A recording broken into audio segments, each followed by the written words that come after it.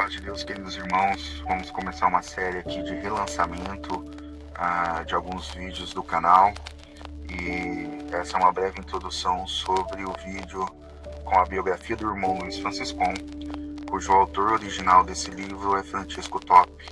Foi um pastor, presidente das Assembleias de Deus na Itália e um grande historiador. Ele tem uma história notável que vale a pena ser contada.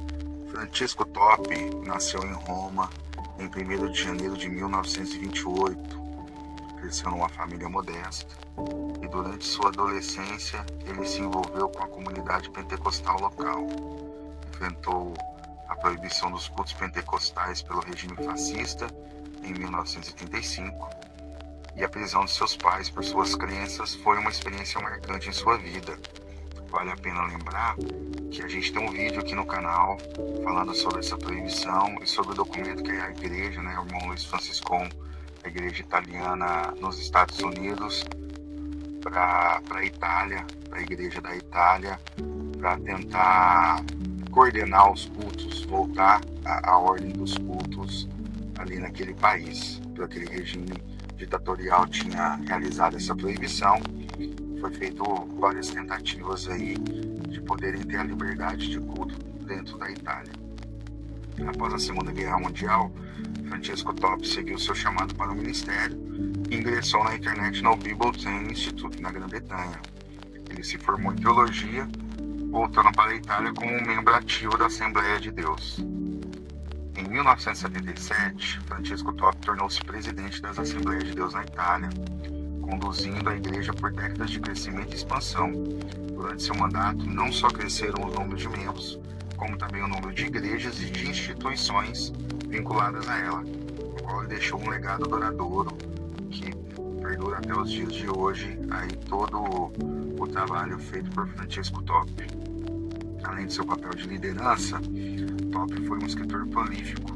Publicou vários livros que abordavam a história e os princípios da Assembleia de Deus na Itália e também contribuiu para a tradução de hinos e cânticos, enriquecendo a adoração nas igrejas locais. Francesco Topi dedicou sua vida a servir a Deus e a sua comunidade. Ele faleceu em 14 de agosto de 2014, mas seu legado continua vivo através de seus ensinamentos, escritos e contribuições para a história do pentecostalismo italiano.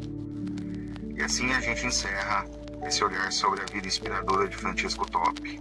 Foi um líder carismático e influente na Assembleia de Deus na Itália, que junto com a congregação cristã no Brasil é uma das principais herdeiras do movimento pentecostal italiano. Vamos ficar agora com a tradução livre do seu livro mais famoso, a biografia de Luigi Franciscon.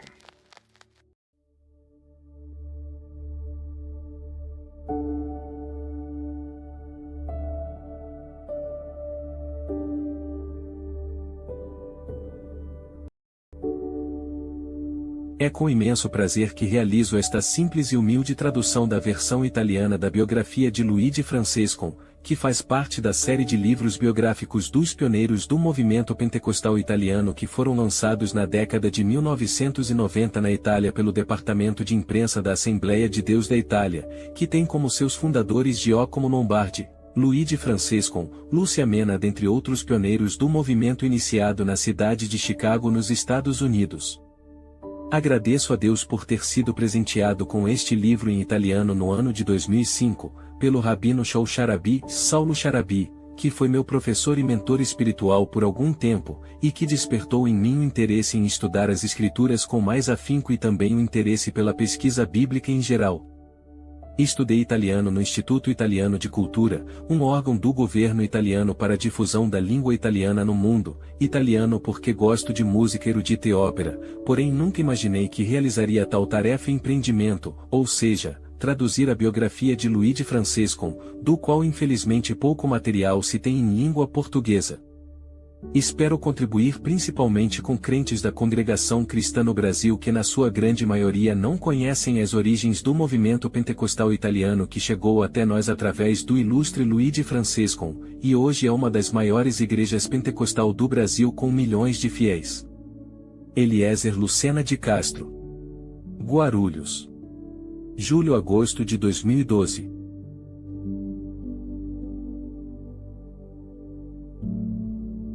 Luigi Francescon.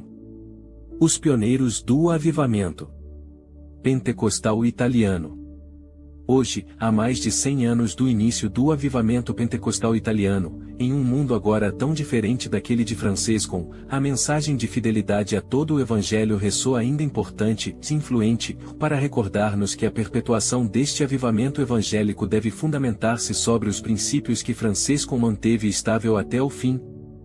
A autoridade absoluta da Sagrada Escritura, a guia insubstituível do Espírito Santo, a humildade no ministério dado por Deus, o desinteresse pessoal e a firme vontade que qualquer estrutura na Igreja do Senhor deva permanecer apenas como uma forma de serviço fraterno e não se tornar jamais uma organização de poder humano.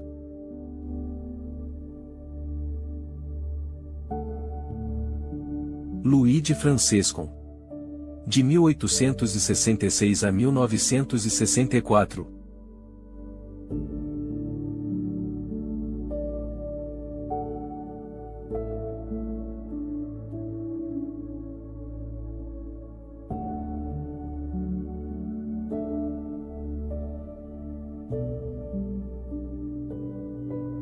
Apresentação. Esta tentativa de propor às novas gerações do avivamento pentecostal italiano as figuras dos primeiros pioneiros é certamente imperfeita, mas foi escrito com toda a objetividade histórica possível porque são notórios os sucessos e as aflições de um movimento evangélico popular, surgido unicamente pela ação potente do Espírito de Deus, o qual quis benignamente alcançar com o Evangelho centenas de milhares de italianos espalhados no mundo para revelar a eles a grandeza do amor de Cristo. Retornar às raízes do movimento pentecostal italiano só foi possível pela colaboração de crentes que têm enviado documentos originais ou em cópias, que constitui o núcleo de um arquivo histórico do movimento. Um expressivo agradecimento àqueles que têm enviado informações e um convite a quantos quiserem colaborar preenchendo eventuais lacunas e corrigir imprecisões. A gratidão do autor se estende também a Elísio Cardarelli e Salvatore Cusumano pelo encorajamento e a colaboração na publicação desta série de breves biografias.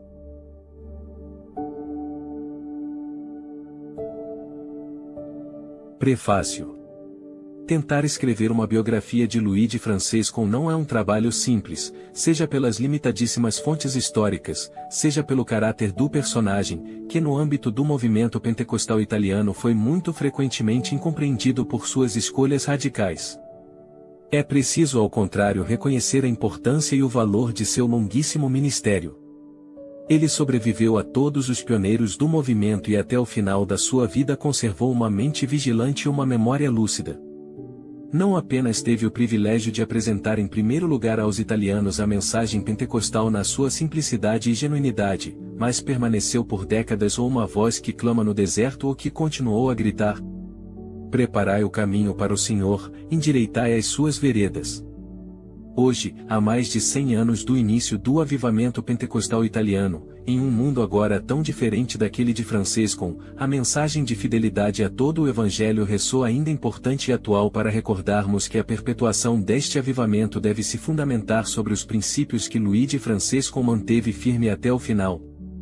A autoridade absoluta das Sagradas Escrituras, a guia insubstituível do Espírito Santo, a humildade no ministério cristão dado por Deus, o desinteresse pessoal e a firme vontade que qualquer estrutura na Igreja do Senhor deve permanecer apenas como uma forma de serviço fraterno e não se tornar jamais uma organização de poder humano. Na sociedade atual, tais princípios são considerados obsoletos e ultrapassados, mas eles constituíram a energia vital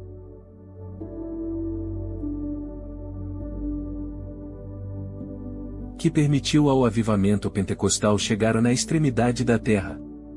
Esta modesta tentativa de narrar aquilo que Deus pode fazer com um homem entregue em suas mãos possa ser de encorajamento e de bênçãos a todos quanto farão parte daquele junto com aqueles que não comprometeram sua vocação celeste pelo respeito humano.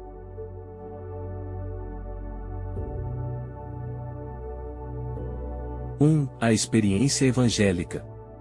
Luigi Francescon nasceu em 29 de março de 1866 em Cavasso no Ovo, um pequeno centro agrícola da província de Udine, situado entre os Alpes Carnici. O nome Cavasso deriva da palavra cavas, isto é, mina de pedra. A denominação de O no Ovo. É resultado da unificação da Itália. De um ato de vingança em 1859, junto ao Tribunal de Veneza, dos condes Polcenigo e Fana, ainda proprietários do território de Cavasso, resultaram os nomes de 5 famílias com o sobrenome de Francescon, domiciliados nos seguintes bairros: Clapham, Regnas, Castagnedo e Strigella. O documento revela a triste situação econômica destas famílias de agricultores obrigados a pagar tributo aos condes mencionados acima. Luigi cresceu em um destes bairros. Emigrante. Esta área sempre foi uma terra de imigrantes que se fizeram muito estimados no exterior pela sua capacidade de trabalho e honestidade. É gente que trabalharam com força e obstinação para poder um dia formar uma família. Luigi Francescon, depois do serviço militar, foi um entre os outros 50.000 italianos que emigraram para os Estados Unidos na última década daquele século. Ele estava na época com 24 anos de idade, de fato foi em 3 de março de 1890. Quando chegou em Chicago, que naquele período era o objetivo de uma maciça imigração europeia devido às suas numerosíssimas indústrias e já contava além disso com 1 milhão de habitantes. Que exerceu a atividade de mosaico, um ofício na época muito requisitado devido os pisos em mosaico estarem muito na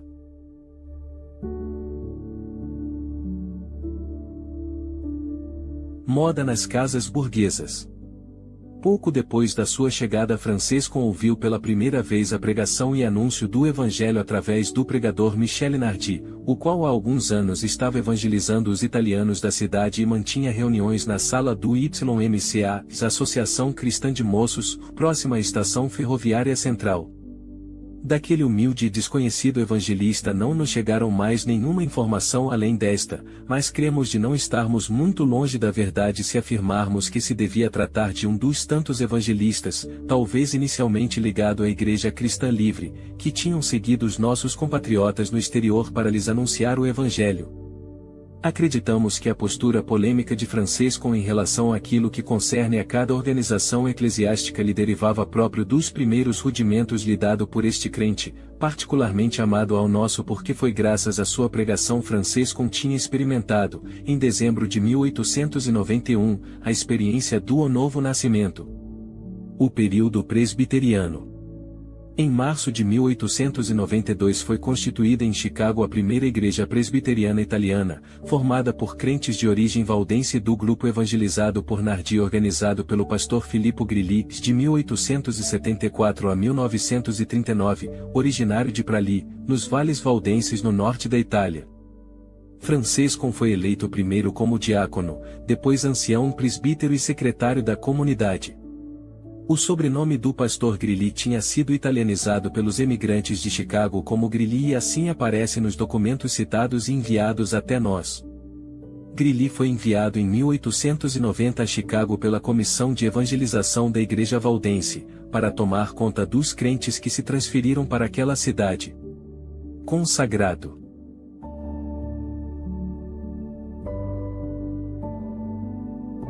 Pastor depois de ter frequentado a Escola Teológica Valdense de Firenze, foi descrito como um homem pio e prudente. Este período da experiência cristã de Francescon é fundamental para a sua formação cristã e o será maiormente porquanto considera e mantém a posição doutrinal futura do movimento pentecostal italiano. De fato, depois da experiência do novo nascimento, ele pode desfrutar do ministério do pastor Filippo Grilli, aluno de Paolo Geimonat, de 1827 a 1907, o qual pertencia à área do avivamento surgido em Genebra em 1831 em oposição ao racionalismo que se tinha manifestado na Igreja Reformada Suíça. Geimonat era um defensor da inspiração verbal e plena da Bíblia e mantinha a verdade interna da Bíblia, expressão primeira da verdade divina em si mesma. Ele compreendia a fé como uma experiência pessoal e comunhão com Cristo e como renovação interior por meio de Cristo ou para quem se aproxima a Cristo com coração simples e puro.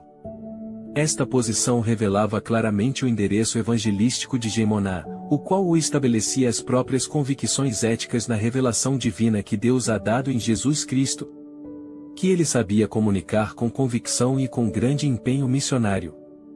A luz sobre o batismo nas águas. Nesta atmosfera de total fidelidade à mensagem evangélica se desenvolveu a experiência de Franciscon, o qual assim descreve a iluminação do Espírito Santo sobre a necessidade de obedecer ao primeiro mandamento do Senhor, aquele do batismo nas águas por imersão. No princípio do ano de 1894, encontrando-me em Cincinnati, Ohio, a trabalho, me veio uma noite, enquanto estava no meu quarto de joelhos lendo o capítulo 2 da carta aos Colossenses, quando cheguei no versículo 12 ouvi uma voz que me repetiu por 2 vezes, e tu não tem ainda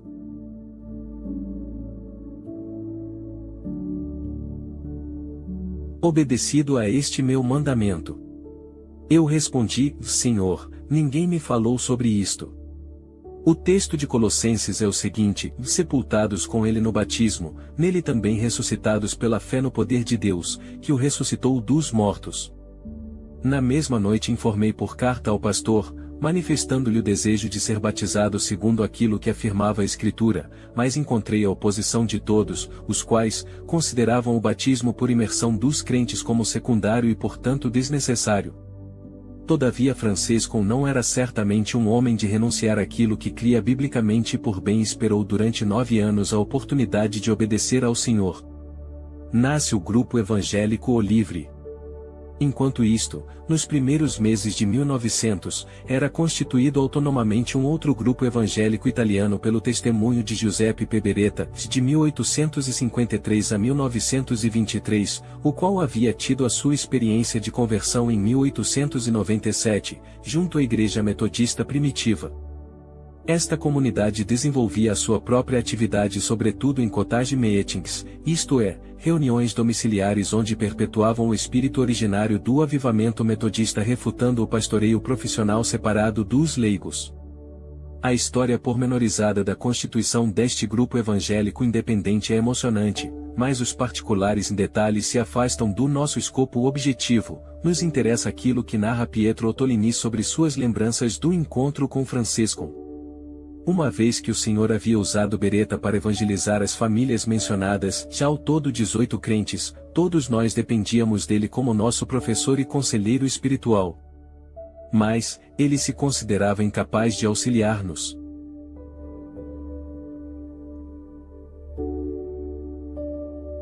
Adequadamente, pois pensava ele que precisava de um posterior desenvolvimento espiritual. Por isto creu ser oportuno fazer-nos frequentar a Igreja Presbiteriana Italiana, o qual o pastor era Filippo Grilli, o qual nos acolheu com alegria. Quando começamos a frequentar, Beretta fez apenas uma reserva e nos advertiu de não nos tornarmos membros da Igreja Presbiteriana. Era inevitável a formação de 2 ocorrentes ou dentro da Igreja Presbiteriana, uma originária dos valdenses do O grupo de Beretta, considerado oficialmente como composto por simpatizantes. E o outro, aquele que nos mantinham unidos e juntos, continuou Ottolini, era o pastor Filippo Grilli, um homem pio e prudente, o qual procurava sempre harmonizar as diferenças e amavelmente favorecia a nossa presença entre eles. Depois de quase 3 anos desta união surge uma dissensão. Durante a ausência do pastor o qual estava viajando na Itália, a comissão tirou vantagem desta situação e notificou ao grupo que se tornassem membros efetivos ou seríamos privados da nossa liberdade de expressão, se estávamos acostumados a testemunhar. Em consequência desta imposição não nos sobrou alternativa, escolhemos nos retirar. Quando o pastor Grilli retornou da Itália não estávamos mais na sua igreja. A deserção deste grupo criou um incômodo e um transtorno dentro da Igreja Presbiteriana Italiana. Em uma carta do pastor Grilli ao presidente da Comissão de Evangelização se fala da dificuldade no desenvolvimento da comunidade, acompanhada de uma inevitável retorno transferência, retornei à Itália, partindo para outras cidades dos Estados Unidos, alguma renuncia, 18 pessoas. Também não se vê menção direta, as 18 pessoas que tinham renunciado poderiam ser os crentes do grupo de Beretta.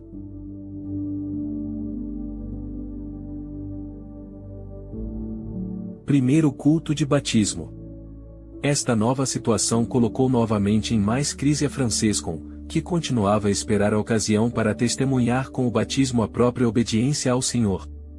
As relações fraternas com Beretta não foram interrompidas, também porque desenvolviam a mesma atividade profissional, frequentemente se encontravam e o nosso continuava a falar do seu assunto preferido. Ottolini escreveu que Francescon foi o primeiro que falou do batismo por imersão, uma vez que até aquele tempo, também nos batizamos as crianças por aspersão, como faziam todas as denominações. Os 9 anos que vão de 1894 a 1903 constituíram-se um período de crises espirituais para Francescon, mas testemunhamos de como o próprio Deus, superando cada barreira, ilumina diretamente, mediante a Sagrada Escritura, aqueles que buscam com fé e simplicidade. Em seguida Francescon afirmou de ter falado muitas vezes do batismo por imersão a Beretta e enfim, no mês de setembro de 1903 quando chega a Eugene, Illinois. Quando eu e o irmão Gemarin executávamos um trabalho, e lhes fala de novo da necessidade de obedecer ao mandamento do nosso Senhor, ou desta vez fui convencido, e 2 dias depois se fez batizar a Eugene mesmo, por um irmão americano, pertencente à Igreja dos Irmãos. Então eu lhe disse, irmão Beretta, agora que foste batizado, segunda-feira dia 7, que é dia do trabalho, feriado, e eu me batizarei. No domingo seguinte, tendo tido do pastor Grilli, temporariamente ausente porque estava na Itália, a incumbência de dirigir o culto, expressou publicamente a sua firme intenção de ser batizado por imersão o dia depois declarando: depois de 9 anos que o Senhor me falou de obedecer ao seu mandamento, amanhã com a ajuda de Deus terei a oportunidade de obedecê-lo.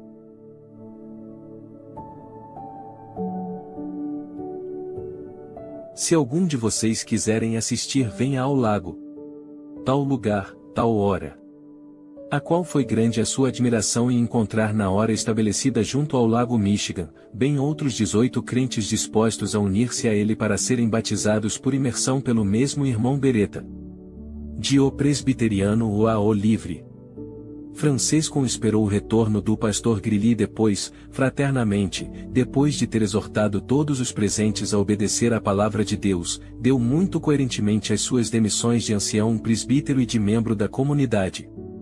Aqueles que foram batizados com ele, eram a maioria o resultado da obra de evangelização de Beretta, mas se podiam contar também 5 membros da igreja presbiteriana os quais decidiram, contra a vontade de Francescon, o qual não queria der responsabilizado de uma cisão ou um racha na igreja, de deixarem também esses a igreja. Mas deixemos ao próprio Francescon a tarefa de descrever a circunstância. Primeiro de tudo perguntai ao povo se tenho feito a eles algum engano. Eles responderam que não tinham nada contra mim, ou depois os exortai. Que se queriam participar da promessa de Deus necessitava obedecê-lo segundo a sua palavra. Depois disto entreguei as minhas demissões, como ancião presbítero, secretário, e também de membro daquela igreja. Eles permaneceram todos muito maravilhados me dizendo que não os deixasse. Disse que aquela decisão não era premeditada, mas que me foi ordenada pelo nosso Senhor. Aqueles que obedeceram ao mandamento do batismo por imersão, junto a mim, queriam sair, mas eu não acreditava que isto seria uma coisa boa para eles, mas com tudo isto é, quiseram separar-se, por isto foi necessário de nos reunirmos.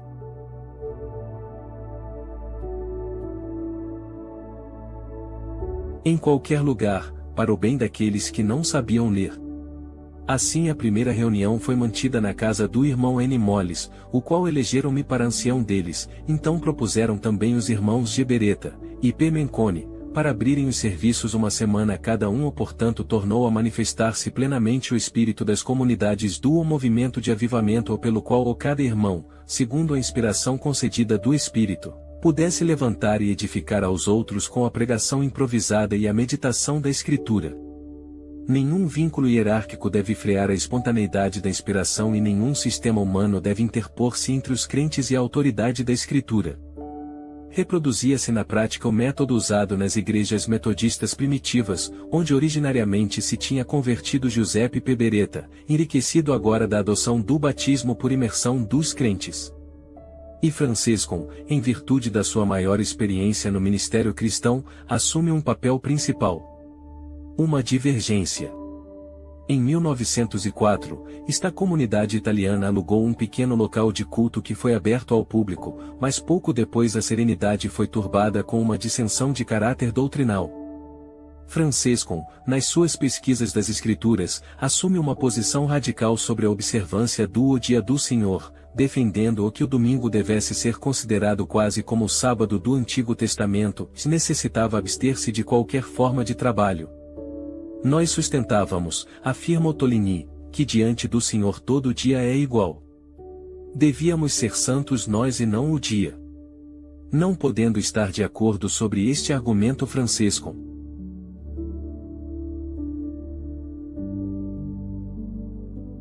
Com outras duas famílias se retiraram do grupo. Isto aconteceu em outubro de 1904. Estas divergências podem certamente serem compreendidas como um sinal da fraqueza teológica dos grupos evangélicos surgidos espontaneamente. É necessário também considerar a tormenta que o racionalismo e com ele a teologia liberal de eruditos das ciências bíblicas causaram ao mundo protestante nos inícios do ano 1900.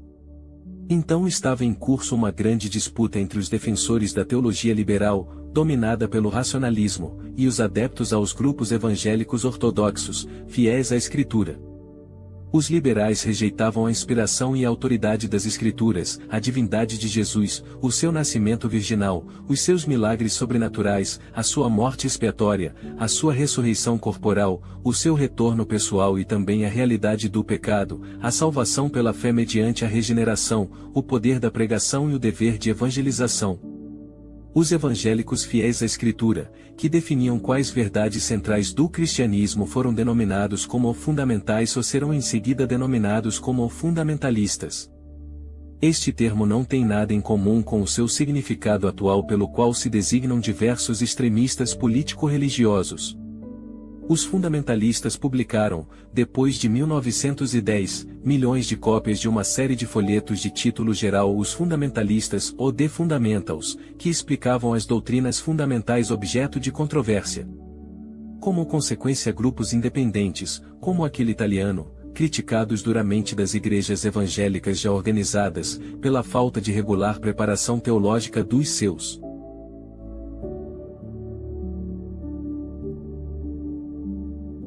condutores e dirigentes, mas também pela posição fortemente congregacionalista levantaram duras críticas do protestantismo oficial contra ambas correntes italianas já mencionadas aqui.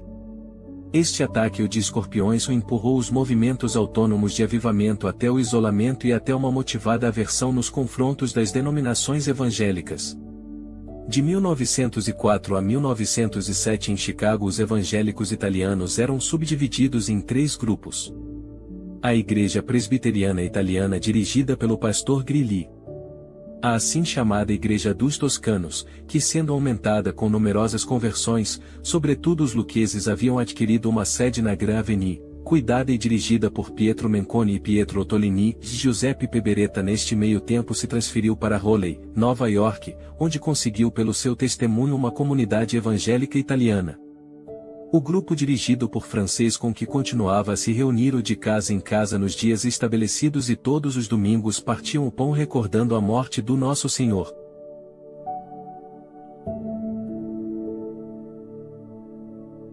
Capítulo 2. Chega o Pentecoste. Enquanto isso, em 9 de abril de 1906 acontecia um evento inesperado, que colocou em confusão a já precária situação do mundo protestante daquela época. Em Los Angeles, na Califórnia, no bairro habitado por afro-americanos, uma família de crentes havia tido a experiência do batismo com o Espírito Santo com o sinal de outras línguas.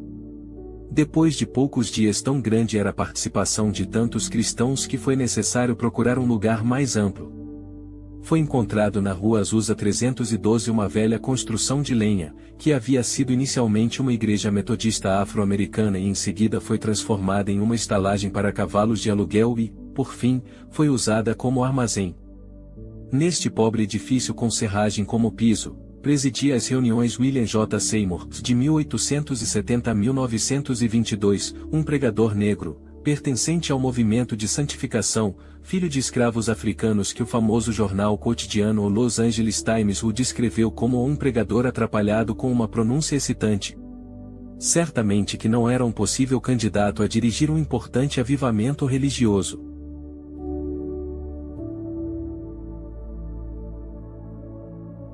O movimento de santificação era composto por milhares de comunidades autônomas que se uniram a outras comunidades constituídas de cristãos evangélicos, os quais, em vez de se mergulharem em estéreis discussões teológicas, diante das tristes condições dos protestantes, haviam preferido se consagrarem à oração e uma vida de santidade e à pregação do Evangelho na sua simplicidade. Aguardavam assim um outro grande avivamento evangélico.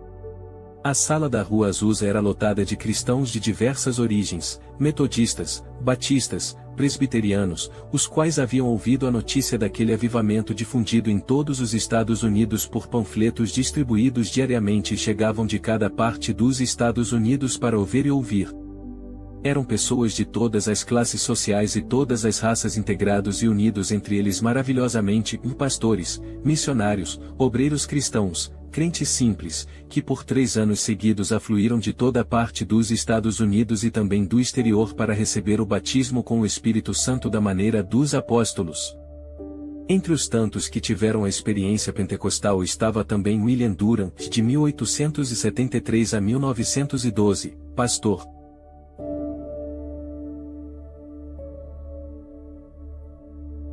Da Igreja North Avenue Mission de Chicago, uma comunidade evangélica associada ao movimento de santificação. Durham foi batizado com o Espírito Santo na Rua Azusa em 2 de março de 1907 e depois retornou a Chicago. A comunidade por ele presidida se tornou o centro de difusão do avivamento pentecostal no centro e no oeste dos Estados Unidos. O testemunho pentecostal. Retornemos a Luigi Francescon e deixemos com ele mais uma vez a palavra. Em abril de 1907, o Senhor me fez encontrar um irmão americano, um dos primeiros que receberam a promessa do Espírito Santo em Los Angeles no ano de 1906, e por meio dele soube que na West North Avenue 943, havia uma missão que pregava a promessa do Espírito Santo e que o próprio pastor, William S. Durham, já havia recebido o batismo. Pietro Ottolini descreve os detalhes deste encontro. No dia 24 de agosto de 1907, num dia de sábado, encontrava-me trabalhando com o irmão Luigi Francescon. Trabalhávamos com pisos de mosaicos na casa Carretti Company. Enxerguei nele uma grande mudança e diferença, e no final do trabalho, enquanto íamos embora, ele me deu o seu testemunho dizendo: num dia de domingo, saí de casa com alguns dos meus filhos, e enquanto caminhava vi um serviço de culto aberto. Me aproximei para ouvir, e um certo indivíduo no seu testemunho disse que o Senhor o havia batizado com o Espírito Santo, fazendo-o falar em línguas estranhas, na igreja da West North Avenue, onde presidia o pastor William S. Durham. Senti de ir ao local e verificar se aquilo era uma obra de Deus.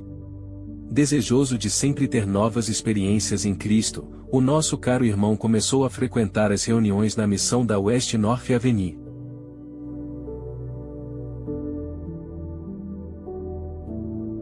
A experiência pentecostal. A primeira semana frequentei o serviço dele sozinho, e o Senhor me assegurou que aquela obra era realmente sua. No domingo seguinte vieram comigo o resto do grupo. No mês de julho minha mulher foi a primeira a ser selada com o dom do Espírito Santo falando em língua sueca, a irmã Dora de Sico foi a segunda, falando em língua chinesa. Em 25 de agosto o benigno Senhor se compadeceu de selar também a mim. A narração de Pietro Ottolini sobre a experiência de Francescon apresenta algumas variações. Fui somente algumas vezes, depois comuniquei isto ao irmão Adicico e assim começaram a frequentar também os outros irmãos do grupo. Depois de pouco tempo que frequentávamos aqueles cultos, uma noite o Senhor batizou com o Espírito Santo a irmã Dora Adicico, fazendo-a falar em línguas estranhas e cantar em espírito, de modo que, com uma voz assim tão potente e jamais ouvida. Depois o Senhor batizou minha mulher, e a irmã Gardella. Espero já há 3 meses, o Senhor me tocou por várias vezes, mas ainda não me batizou. E disse: talvez eu seja o pior de todos. Este foi o primeiro testemunho que ouvi do irmão Francescon. O sábado seguinte, isto é, no dia 31 do mesmo mês, o irmão Francescon me deu o segundo testemunho, dizendo: recordai-vos que sábado vos disse que fazia 3 meses que esperava a gloriosa promessa? Assim, domingo de manhã no culto das 10 horas, durante a potente pregação de caro irmão William Durham, o Senhor me batizou com o Espírito Santo, fazendo-me falar diversas línguas, segundo a sua palavra.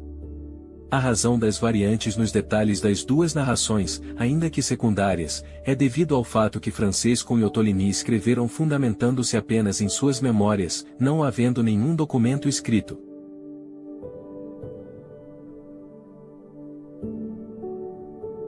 No momento da narração das notas reportadas, o primeiro tinha 86 anos e o segundo tinha 75 anos. A espontaneidade destas recordações nos fizeram reviver o clima simples e genuíno no qual surgiu o avivamento pentecostal italiano. Ottolini continua a sua narração. Chegando perto da minha casa, eu convidei os irmãos a entrar para falar também à minha mulher. Se bem que a hora fosse muito avançada, isto é, já passava de 1h da madrugada. Sem resistência eles entraram, e começaram com estas palavras: estiva por 10 dias aos pés da cruz, e ouvi o Senhor que me disse: não façais doutrinas, e queime todos os livros, tenha somente a Bíblia e o dicionário bíblico. Depois ele repetiu o seu testemunho à sua mulher. Depois, dirigindo-se a mim disse: o Senhor nos tem conduzidos juntos até agora, na sua paciência, mas agora quer a nossa submissão à sua palavra, acrescentando: retirai a vossa mãos da minha obra. Como posso eu operar? Com isto pretendia dizer: retirai as vossas mentes cheias de letras. No final da conversa, ele pregou com grande poder, não era mais o velho Francescon protestante. Assim, o Senhor convenceu também a minha mulher da obra do Espírito Santo. O fundamento bíblico. Leonardo Erutich, de 1889 a 1982, que redigiu a edição inglesa em 1962 sobre a guia do próprio Ottolini, explicando aquela frase, mente cheia de letra, escreve: esvaziai a vossa mente cheia de conhecimento religioso. Estas últimas palavras de Francescon juntamente à frase: não façais doutrinas, e queime todos os livros, tenha somente a Bíblia e o dicionário bíblico, foram erroneamente interpretadas e utilizadas como prova do limitado interesse e o pouco cuidado que os pioneiros do movimento de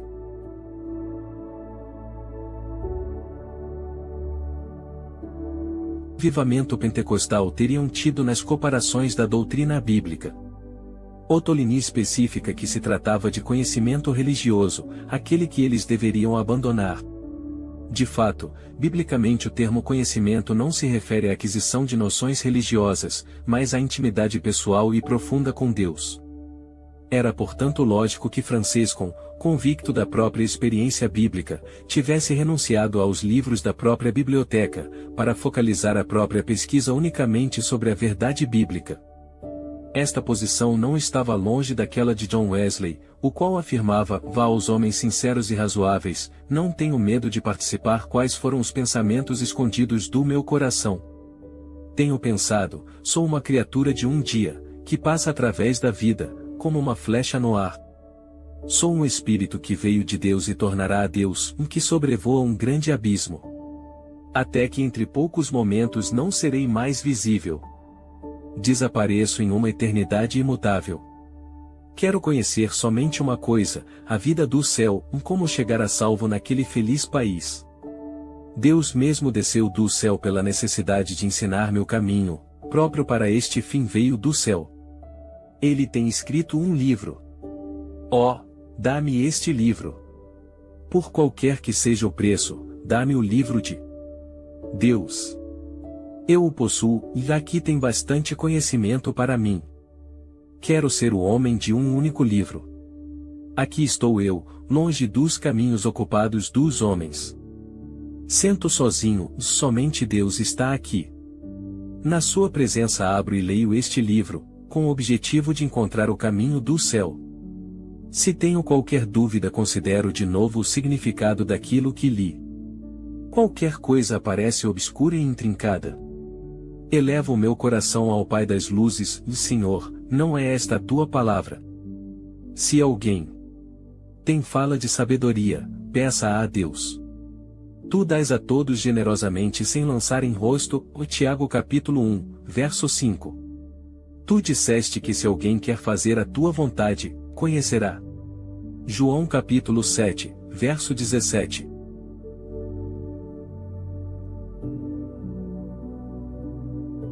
Estou pronto a fazê-la, faze-me conhecer a tua vontade.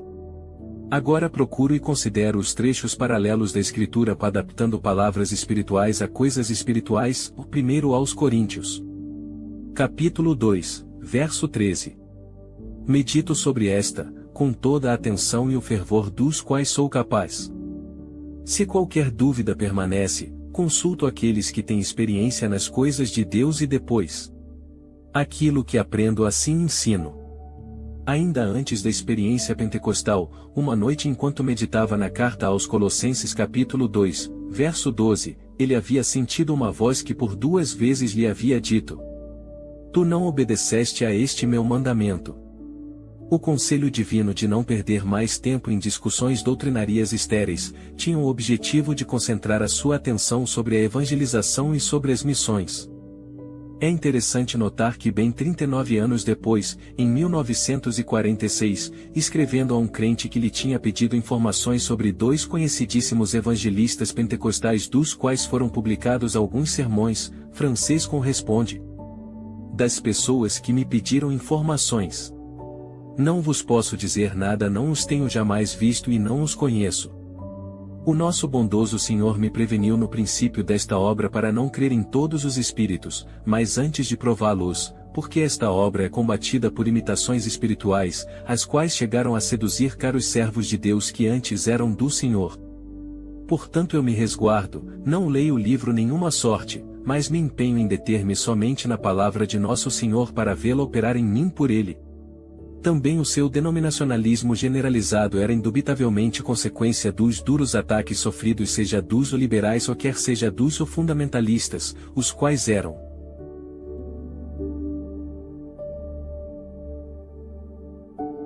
odiados e visto como um fenômeno novo e inesperado como também o avivamento pentecostal.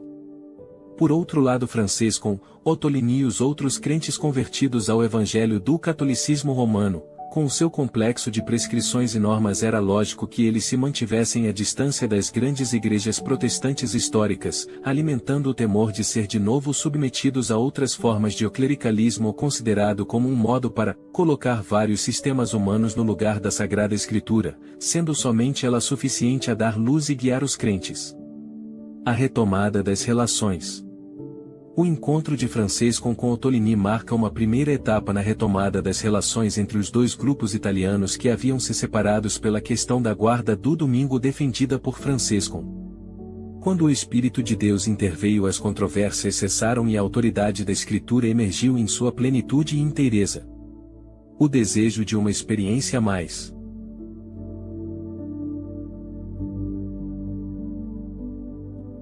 profunda com Deus, incitou Ottolini, a sua esposa e também outros crentes do grupo por ele presidido e que frequentavam as reuniões da primeira comunidade pentecostal presidida pelo pastor William Dura. Francescon descreveu com o seu estilo conciso a experiência pentecostal deles. No início de setembro de 1907, testemunhei a família de Pietro Ottolini, os quais vieram também a frequentar aos serviços, e em poucos dias foram também eles selados com o dom do Espírito Santo e falaram em outras línguas. Ottolini descreve assim o evento. Continuava a pregar para receber o batismo do Espírito Santo. Em 9 de setembro, enquanto me encontrava no meu quarto e na minha cama, o Senhor respondeu às minhas orações e mandou sobre mim o Espírito Santo. No dia seguinte o Senhor batizou minha mulher. Entre os participantes estava também o jovem Giovanni Perrault, de 1887 a 1918, de origem valdense, o qual passou pela experiência do novo nascimento e foi batizado com o Espírito Santo imediatamente depois, realizando uma experiência similar àquela do centurião Cornélio, Atos capítulo 10, versos 40 a 46.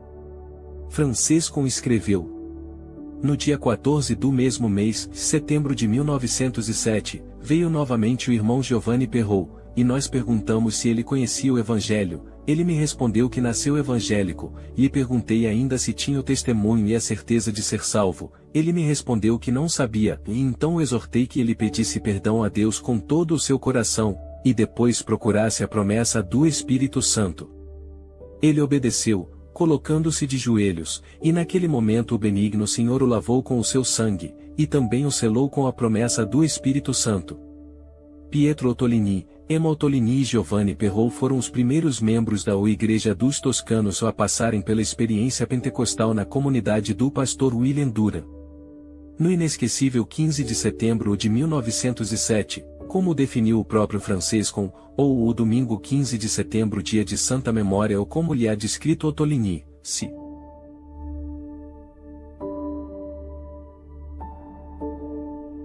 manifestou de maneira generalizada no culto uma nova Pentecoste.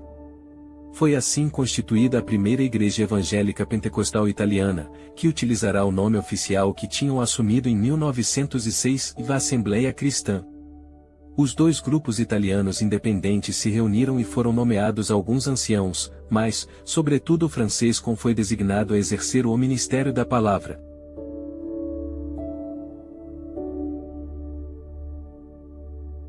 Capítulo 3.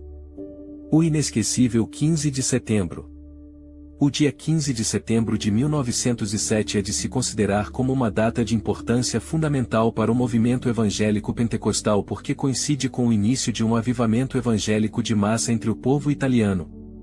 Era chegada à plenitude dos tempos ou pelo nascimento do movimento pentecostal italiano. Este novo avivamento surgido como sinal no mundo evangélico iniciava agora sua própria vida autônoma. Este novo movimento do Espírito Santo era destinado a crescer e expandir-se além dos confins de Chicago. As afirmações relatadas podem parecer muito triunfalistas, mas se o evento é considerado à luz da amplitude alcançada pelo avivamento entre os italianos no mundo, não se pode ignorar a sua objetividade. A Pentecoste italiana. Durante o culto matutino daquele domingo distante aconteceu qualquer coisa de inesperado e extraordinário. Ottolini, como já foi dito, descreve aquele domingo como um dia de santa memória. O culto era iniciado às 10 horas enquanto Giovanni Perrault, o qual foi batizado com o Espírito Santo algumas horas antes, foi alçada uma oração ao Senhor. O poder de Deus desceu sobre a comunidade e os presentes foram cheios do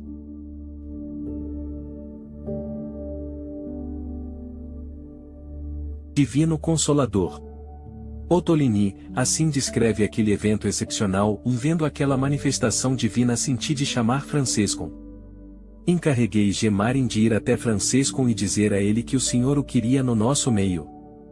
Quando Marin chegou na casa de Francisco não encontrou ninguém em casa, ele deixou um bilhete que dizia: "O Senhor tem manifestado o seu poder na nossa igreja da Grand Avenue, vos queremos lá." Depois colocou o bilhete embaixo da porta.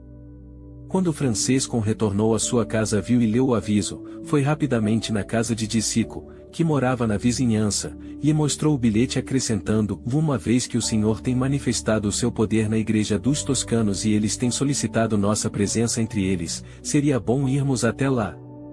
Francisco chegou cerca de 14 horas e encontrou um grande número dos presentes revestidos do poder de Deus. Aquele dia o Senhor batizou Pietro Menconi, Esterina Giometti e Caterina Gardali. Durante a terceira reunião daquele dia o Espírito do Senhor me ordenou dizer: "O Senhor tem mandado o irmão Francisco aqui a fim de que por meio dele possamos escutar a palavra de Deus, até quando perdurarem as circunstâncias atuais." O irmão Francisco hesitou em aceitar o convite, mas o Senhor o revestiu de um poder sobrenatural.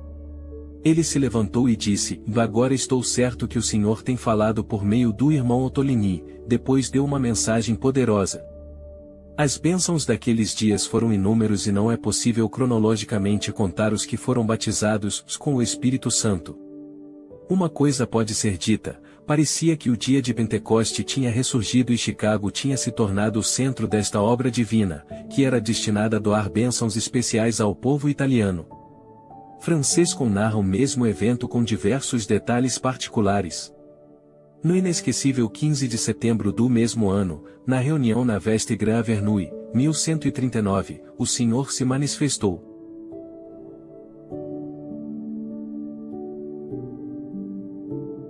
Sobre o irmão Alencioni foi criado um certo distúrbio por parte deles, não discernindo bem a obra de Deus. 2 deles presentes, vendo aquilo, vieram e me chamaram, os quais eram Pemencone e Luigi Garrou, e me disseram para ir ao lugar onde eles estavam reunidos. Antes de ir, orei ao Senhor, o qual me ordenou que pudesse ir. Quando entrei naquele local, o Senhor me encheu a boca para falar a eles sobre o poder do sangue do concerto eterno, e que somente por este sangue se pode estar retos na presença de Deus, e obter as suas fiéis promessas. Grandemente o Senhor se manifestou com a sua presença, batizando os irmãos Pemencone, Andrioni, Alencioni, e outros, e a fama do nosso Senhor, e suas grandes obras foram espalhadas, e foi notório a tantos, quais ainda vinham para presenciar, e o Senhor os convencia e os batizava, a velhos e novos, na fé, e entre estes também os irmãos Gemarin, e Humberto Gazzari. Quando retornei à reunião Grand Avenue, o irmão Ottolini abria o serviço de culto e Pemencone presidia. No terceiro serviço de culto que tínhamos, aconteceu que enquanto o irmão Pemencone subia no púlpito, o irmão P. Ottolini gritou dizendo: "Irmão Mencone, pare, o Senhor me disse que mandou o irmão Francesco no nosso meio para nos admoestar-nos." O irmão Pemencone foi confirmado pelo Senhor a sentar-se e ceder o lugar ao presente, e que depois o Senhor se usou também dele. Assim ocupei de novo o posto de ancião desta igreja até 29 de junho de 1908. Ottolini confirmará esta estrutura apostólica na comunidade com estas palavras: "A minha posição na igreja neste período era aquela de presidir as reuniões e Francesco de ministrar a palavra."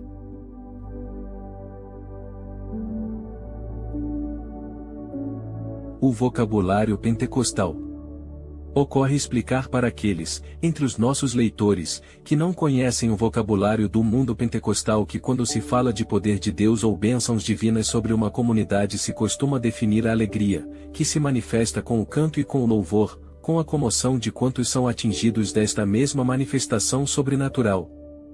Francesco usará a frase bíblica poder do sangue do concerto eterno para definir a obra perfeita e vicária de Jesus sobre a cruz. Assim os termos selar e penhor foram usados como sinônimos do batismo no Espírito Santo. Também ao se fazer um exame exegético mais objetivo dos textos bíblicos aprendemos que parecem referir-se ao novo nascimento em Cristo e à presença do Espírito Santo no crente. Como aconteceu no dia de Pentecostes, quando todos aqueles criam e estavam reunidos juntos. E perseveravam de igual consentimento e estavam todos os dias no templo. Juntos com júbilo e simplicidade de coração, as tensões e as disputas entre os dois grupos de evangélicos italianos foram como que um encanto cessadas. Reinava agora o igual consentimento. Todos e perseveravam concordemente na oração. Este foi o primeiro milagre daquele inesquecível 15 de setembro. Aquele dia nascia oficialmente o movimento pentecostal italiano. A primeira comunidade pentecostal italiana. A Igreja dos Toscanos, o que até então era apenas uma das tantas comunidades evangélicas de emigrantes, se tornava a primeira Assembleia Cristã Pentecostal. Foi de lá de onde teriam saído o apoio a toda a atividade evangelística e missionária do nosso povo italiano espalhado onde quer que seja no mundo.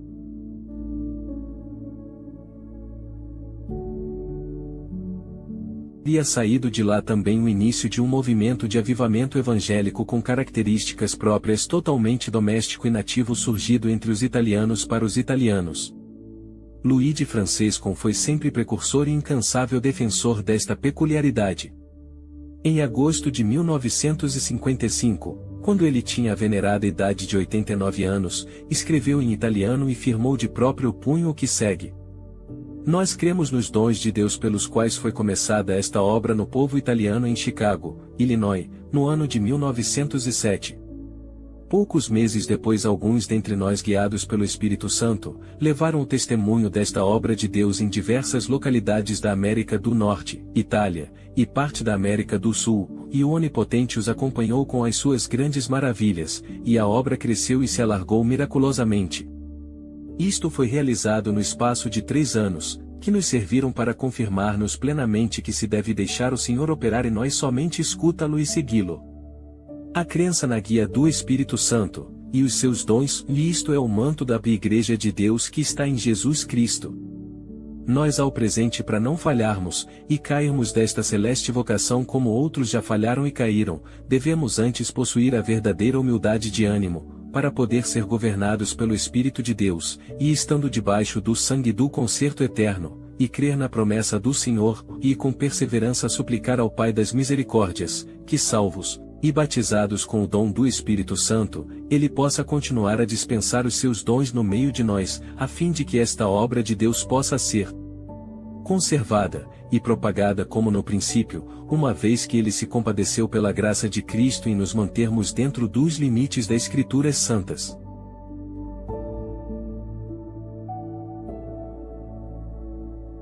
Toda a glória a Deus.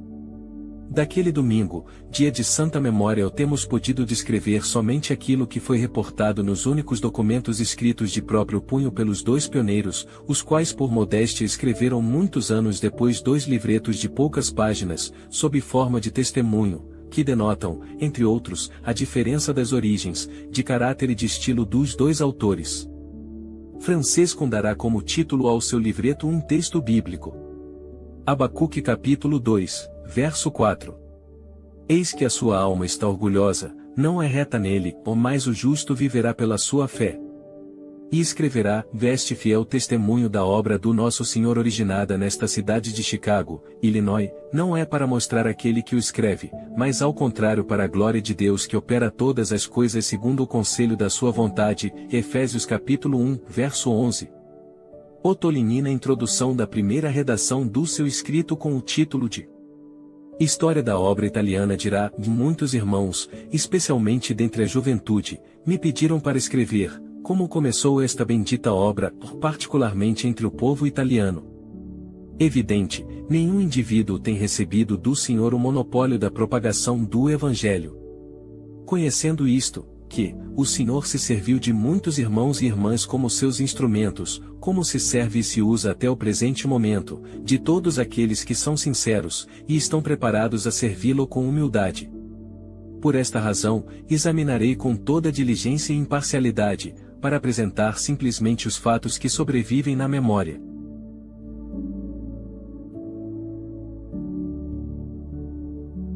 E como de mão em mão os fatos manifestados em testemunho somente agora foram escritos. Portanto, peço aos leitores de serem pacientes se no meu testemunho sou obrigado a omitir ou eliminar nomes de vários irmãos, os quais foram de grande ajuda e utilidade nesta obra. Uma vez que a minha intenção é de relatar a obra em geral como se apresentou diante de mim. Pietro Ottolini. O dia 15 de setembro de 1907 não pode ser considerado apenas uma manifestação fortuita e emotiva de um grupo de indivíduos que tinham a presunção de haver provado a experiência da Igreja cristã primitiva de Atos dos Apóstolos. Não se tratava de poucos agitadores fanáticos. Aquele povinho sem instrução, tocados pelo poder de Deus, haviam experimentado aquilo que através dos séculos precedentes outros cristãos haviam provado.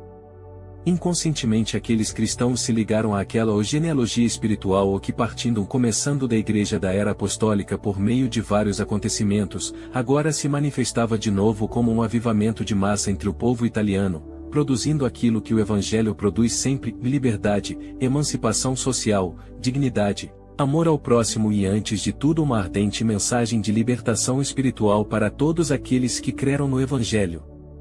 A tentativa de compilar a história do movimento pentecostal italiano com maiores detalhes falha principalmente. Antes de tudo porque a glória inefável daqueles primeiros dias não pode ser adequadamente narrada. Depois a modéstia dos personagens mais eminentes do movimento não permitiu a eles de deixar por escrito as muitas obras excepcionais do Espírito Santo, porque eles estavam sinceramente convictos que toda tentativa de traçar e narrar as operações do Espírito de Deus seria interpretado possivelmente de instruções humanas nestas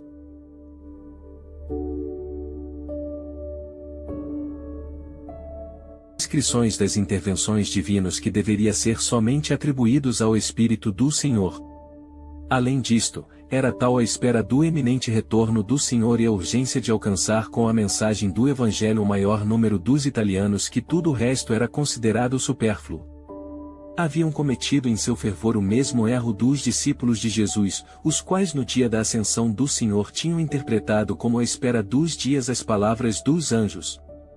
Atos capítulo 1, verso 11, os quais lhes disseram: Varões galileus, por que estáis olhando para o céu?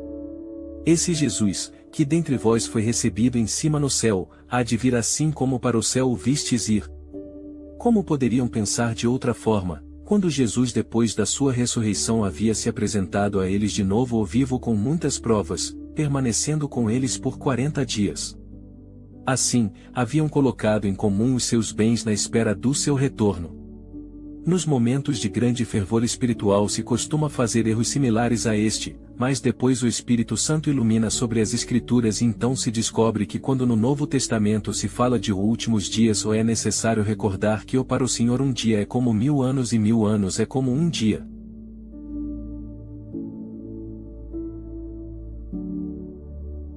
Capítulo 4. Evangelização e missão. Depois dos acontecimentos narrados no capítulo anterior se iniciou uma pequena obra de evangelização entre conhecidos e parentes, que se estendeu até a longínqua Califórnia. Deixemos ao Ptolemy a tarefa de descrever esta primeira obra evangelística espontânea, e no mês de outubro a irmã Rosina Francescon foi a Los Angeles, Califórnia, para levar o testemunho desta obra à família Moles. Glorioso testemunho foi aquele, que alguns obedeceram ao Senhor e foram batizados com o Espírito Santo, e naqueles dias não havia trabalho de mosaico assim, eu e Francescon saíamos pelas manhãs quase todos os dias, e íamos até aos nossos conhecidos e amigos, os quais já conheciam a palavra de Deus, mas ignoravam a obra do Espírito Santo. Assim, o Senhor operava nas casas, tanto que, em pouco tempo o lugar de reuniões e cultos ficou lotado de crentes, e se via também potentes operações e obras no nome do Senhor Jesus. Os crentes recebiam o dom do Espírito Santo. Enquanto que um dia, eu e Francescon caminhávamos pelas ruas de Chicago, ele disse: Talvez o Senhor nos haja unidos também para missões longínquas, uma vez que havia sido profetizado em certa ocasião que o irmão Francescon seria enviado como missionário aos compatriotas italianos espalhados pelo mundo.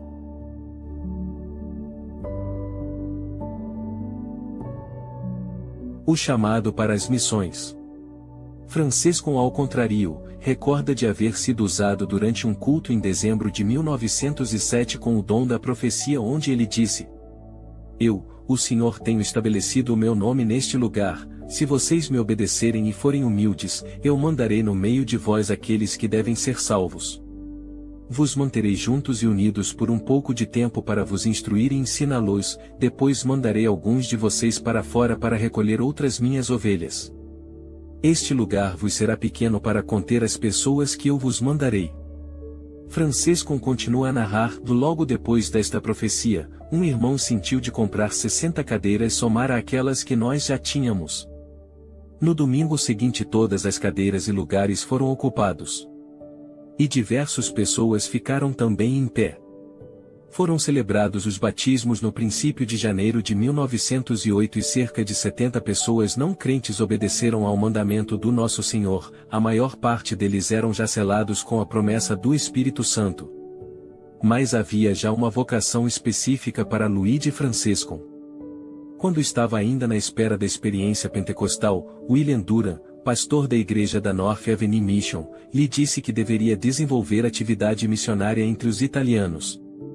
Naquele tempo que se esperava a promessa pentecostal, o Senhor fez saber ao irmão William Duran e outros que o Senhor me havia chamado e preparado para levar a mensagem ao povo italiano, que depois em seguida foi confirmado pelo próprio Deus. Em março do ano seguinte, o Senhor me fez saber a mim e ao irmão Giacomo Lombardi, de deixarmos o nosso trabalho material e estar à sua disposição para a obra que ele havia preparado para nós. Nós dois nos encontrávamos em uma situação financeira muito difícil, com 6 filhinhos pequenos cada um, mas era para nós não temermos que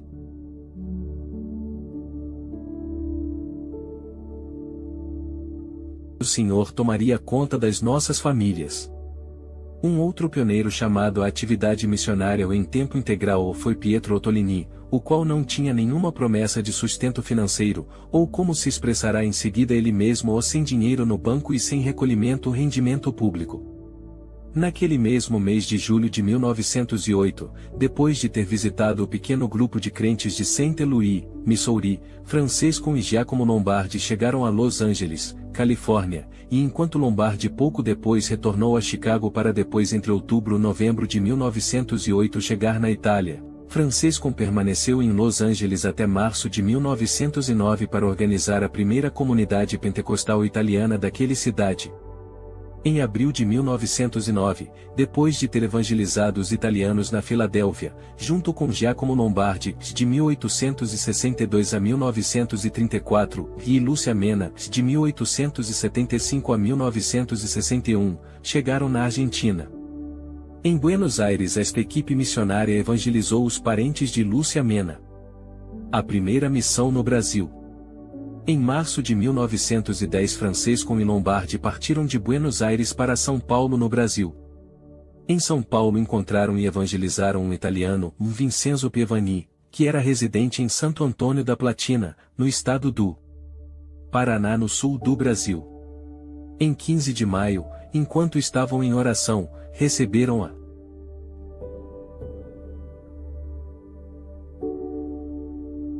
ordem de separar-se. Francesco deveria ir até Santo Antônio da Platina, no Paraná, e Lombardi deveria retornar a Buenos Aires. Assim se despediram e se separaram em 18 de abril de 1910. Certamente o leitor se maravilhará desta guia apostólica, mas o Senhor conduzia assim estes seus fiéis servidores. A sua guia era assim precisa e específica que esses não foram jamais confundidos e envergonhados. Francesco descreve estes eventos quase 40 anos depois no idioma italiano, perfeitamente compreensível. Para chegar neste lugar onde o Senhor me fez sentir de ir, não tinha nenhuma direção exceto a que se segue, V. Pievani, Santo Antônio da Platina, estado do Paraná. Havia apenas uma linha ferroviária que chegava até o sul daquele estado, mas porém com mais de 200 quilômetros de distância do ponto mais perto daquela ferrovia a Santo Antônio da Platina, e naquele tempo não havia nenhuma via ou rua daquele ponto que me tivesse ajudado para conduzir-me a Santo Antônio, e no meu coração havia uma dúvida se tomava aquela linha ferroviária. Senti de andar até a estação ferroviária e olhar o mapa das linhas e os trens, e o Espírito Santo me indicou a linha que deveria tomar, isto é, a linha Sorocabana, que percorria no estado de São Paulo, e o final dessa linha se encontrava perto ao norte do estado do Paraná, e a última estação desta linha era Salto Grande. Cheguei em Salto Grande às 23 horas, o lugar onde o Senhor me disse que tinha preparado todas as coisas para mim, para cumprir a minha missão, e assim verdadeiramente foi. Somente restava a mim fazer cerca de 70 quilômetros a cavalo, atravessando florestas virgens,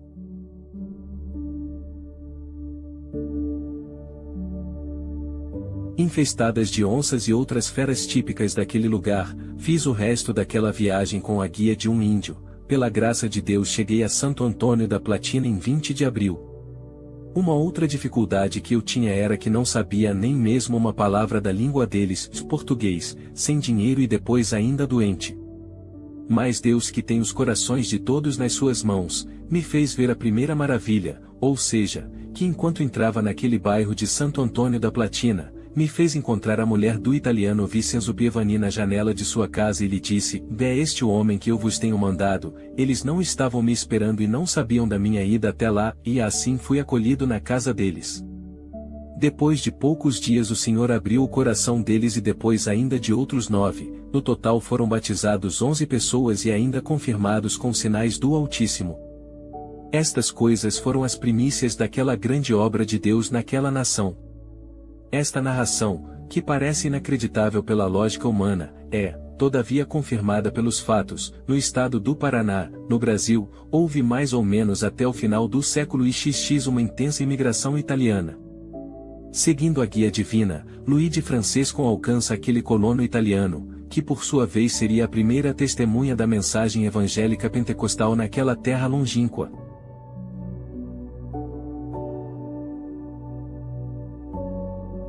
depois de uma tremenda perseguição do clero local e Igreja Católica Apostólica Romana, que tinha decretado a morte do missionário e do grupo evangélico, milagrosamente libertado pela potente mão de Deus, Francisco voltou, pelo mesmo caminho, para a cidade de São Paulo.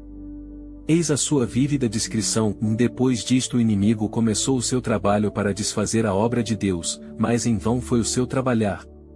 O resto do povo daquele vilarejo, sabendo de minha chegada e ainda de minha missão, fizeram uma trama contra mim para me matar, com um padre comandando esta trama maligna. Não havia nenhum meio de fuga para mim, se Deus não tivesse intervido com seus poderosos meios. O Senhor me tinha feito saber de estar ali até 20 de junho, e nesta prova estava pronto a render-me aos meus inimigos para poupar aqueles poucos crentes, que queriam morrer junto a mim.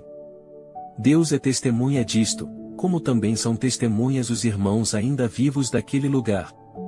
Conforme o estabelecido, parti de Santo Antônio da Platina em 20 de junho e seguindo o mesmo itinerário retornei a São Paulo, onde evangelizei evangélicos de diversas origens os quais aceitaram a mensagem pentecostal e se formou uma comunidade de cerca de 20 almas. Depois, até no final de setembro de 1910, retornei para os Estados Unidos. Deste humilde início.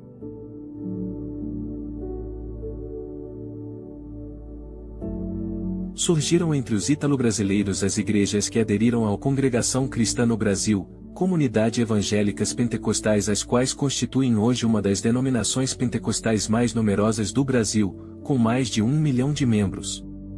Luigi Francisco desenvolveu o ministério no Brasil visitando as comunidades que surgiram através do seu testemunho inicial por cerca de 10 vezes até o final de outubro de 1947. Continuou por cerca de 37 anos a ser um importante conselheiro, utilizando o próprio prestígio para imprimir a sua visão eclesiológica, visão de igreja antidenominacional.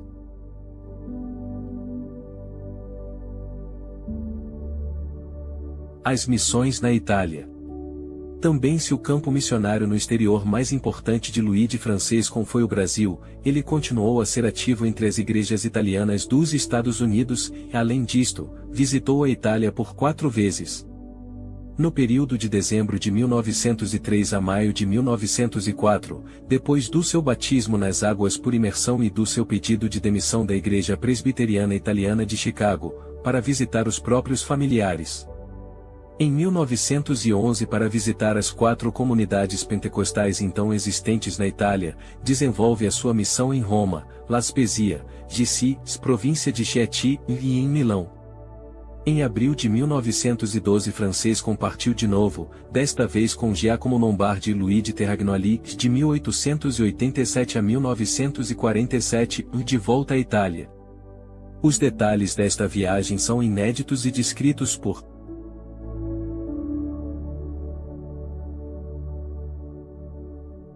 Terragnoli, o qual afirma que embarcou no navio O Carpatia com Luigi Francisco e Giacomo Lombardi no dia 11 de abril de 1912.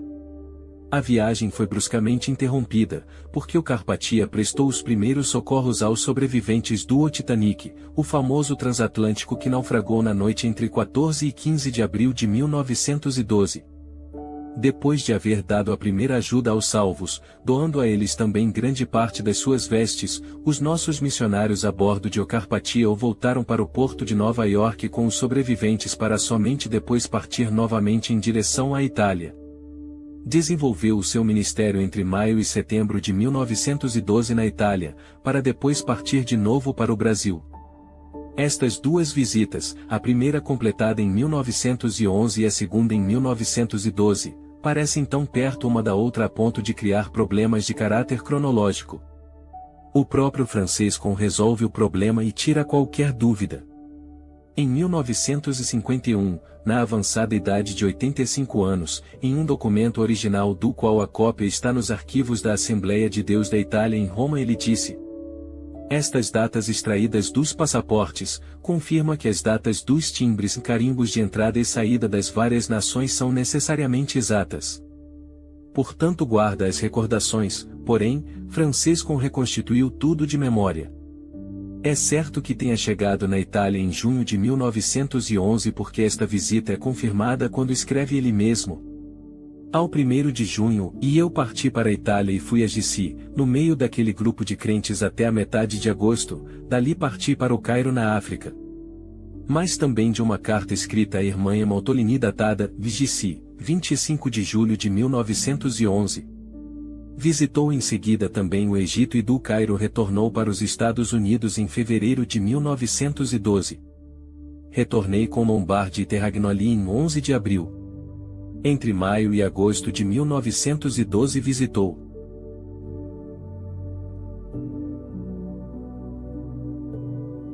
as igrejas de Roma, Sulmona e Gici e evangelizou uma família em Cagliari.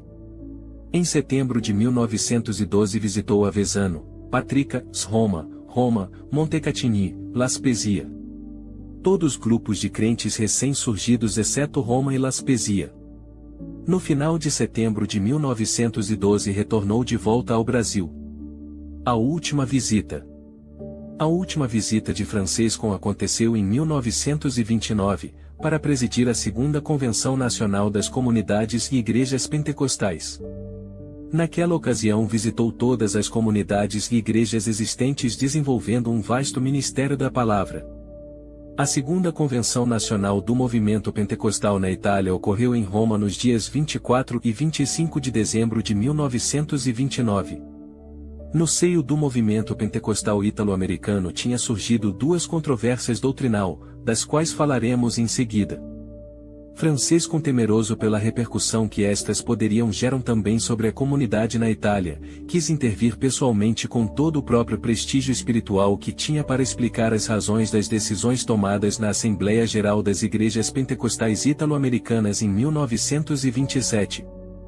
Durante a sua presidência na Convenção Nacional ocorrida em Roma se concluíram também as decisões tomadas referente à eclesiologia, essa forma de igreja, decisões estas fortemente congregacionalistas. As igrejas italianas de fato assumiram oficialmente o nome de Congregações Cristãs Pentecostais. Da cópia de uma carta escrita por Francisco endereçada a Roma no dia 21 de abril de 1930, chegamos ao conhecimento que ele foi testemunha de um acontecimento histórico. Segunda-feira, dia 14, ancião de que recebeu uma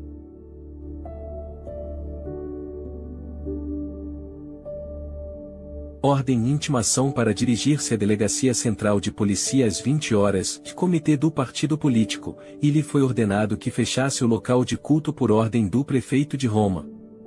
Mas depois apresentamos ao mesmo prefeito um pedido que nos desse tempo para avisar o povo, e obtivemos a permissão de ter os nossos serviços até ontem dia 20, ademais tivemos que apresentar o mesmo pedido todas as segundas-feiras até que o governo desse a decisão final, porque o governo estava aceitando somente aqueles cultos, fora da Igreja Romana que fossem organizados juridicamente diante das leis do país, havendo uma administração dos ditos cultos aqui em Roma onde o governo podia proibi-los quando quisesse.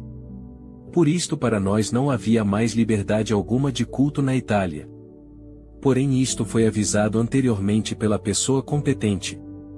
Ontem à noite durante toda a nossa reunião ficou estabelecido de que elegêssemos um ancião para nos representar diante de um tabelião público para fazer exigências junto ao governo e assim reconhecer como ministro religioso e se fosse aprovado ele poderia delegar poderes elegendo também outros irmãos como ministros, e continuar assim os serviços públicos de cultos como no passado. E se isto fosse negado os crentes da Itália devem se preparar para uma luta muito maior que não tem jamais acontecido antes, se quiserem escapar do juízo futuro.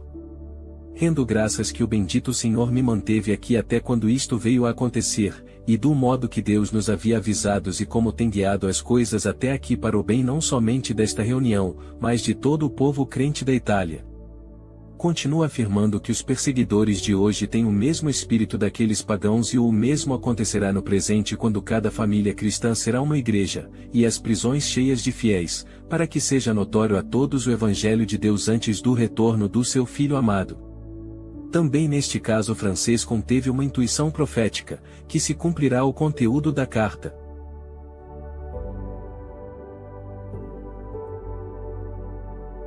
Com a dura perseguição dos anos de 1935 a 1944, período da Segunda Grande Guerra Mundial, onde a Itália fez parte do eixo do mal com Mussolini no comando. Durante esta década as comunidades na Itália foram completamente isoladas das outras dos Estados Unidos. Luigi Francescon deixará definitivamente a Itália em 26 de abril de 1930, daqui em diante se interessará sobretudo da obra nos Estados Unidos e no Brasil.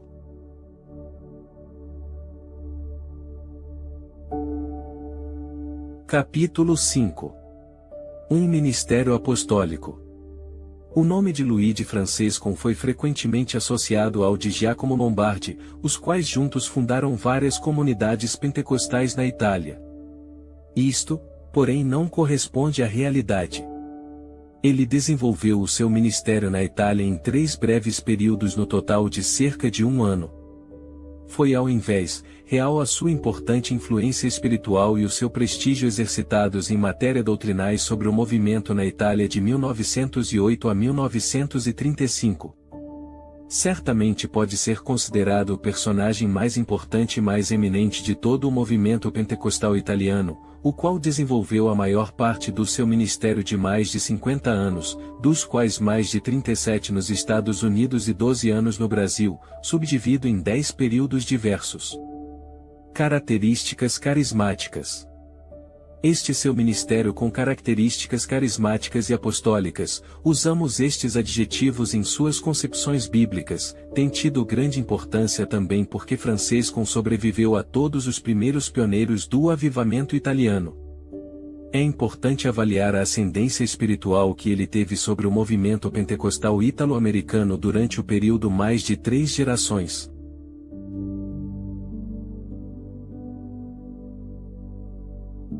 Digamos que Francescon, por ser um excelente expositor da Escritura, pela sua firmeza e integridade típico de quem é de Friulano, região da Itália, austero e reservado, decisivamente constante sobre um pragmatismo bíblico que recuperava a simplicidade e severidade das suas origens espirituais valdense, foi estimado e honrado duque amado. A sua simplicidade e pureza ao afirmar aquilo que cria biblicamente se revelou uma defesa segura para o movimento pentecostal italiano no período mais delicado de seu desenvolvimento. Francescon se assemelhava mais com um profeta do Antigo Testamento chamado por Deus para evitar desvios doutrinais e morais, antes que um amável pastor que com paciência e longanimidade dirige o seu rebanho. Por esta razão os seus colegas de ministério mal suportavam o peso da sua importante influência e frequentemente se tornavam os seus mais críticos opositores. A eficácia do seu ministério apostólico consistia propriamente nisto, era disposto a se tornar também uma voz que clama no deserto enquanto continuava a gritar: ó, preparai o caminho do Senhor, endireitai as suas veredas, e os caminhos tortuosos serão retificados, e os escabrosos, aplanados. Há mais de um século do início deste avivamento, cremos que seja necessário considerar com objetividade este julgamento severo nos confrontos de um fiel servo de Deus, deixando de lado os preconceitos e sem renegar as nossas ligações com aquele passado que tem conferido ao movimento uma identidade precisa no âmbito do mundo evangélico.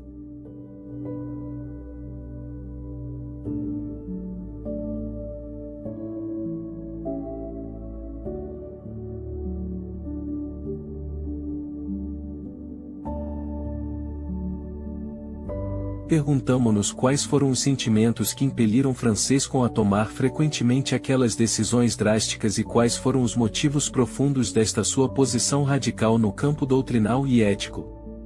Para responder a estas perguntas com a maior objetividade possível não é oportuno fundamentarmos-nos em juízos críticos dos seus contemporâneos, muitos dos quais eram ressentidos com ele pela sua determinação. Recorremos por isto às breves fontes históricas e autobiográficas escritas em diversos períodos do seu ministério. Nessas fontes parece evidente o temor profundo de ser infiel ao chamado divino e a iluminação recebida do Espírito Santo para permanecer dentro dos princípios das Escrituras Sagradas. O seu método para estar acertado por Deus nas suas pesquisas era verdadeiramente apostólico. Lia a Bíblia, como dizia, de joelhos no chão, não por um ato de adoração ao livro, mas para esperar em oração a solução divina. Havia adotado este hábito em 1894, 3 anos depois da sua conversão, quando ele foi advertido pelo Senhor que devia obedecer ao mandamento do batismo nas águas. Este método autodidático original lhe permitia estar acertado em cada escolha mediante uma longa meditação das Escrituras Sagradas e depois de muita oração. Não era facilmente convencido por argumentos humanos, queria sempre a confirmação e podia dizer: agradeço a Deus, que me tem sempre iluminado, e ainda por fazer-me discernir o bem e o mal, permanecendo firme no seu conselho e na sua verdade. A acusação dirigida a ele pelas suas decisões tomadas e talvez por soberba espiritual não conseguiu jamais mudar as suas convicções e não corresponde à verdade. Basta recordar quando defendeu o significado do domingo, ele sustentava que o domingo devia ser considerado quase como o sábado do Antigo Testamento, que era necessário se abster de qualquer forma de trabalho no domingo. Desta convicção não fez mais nenhuma.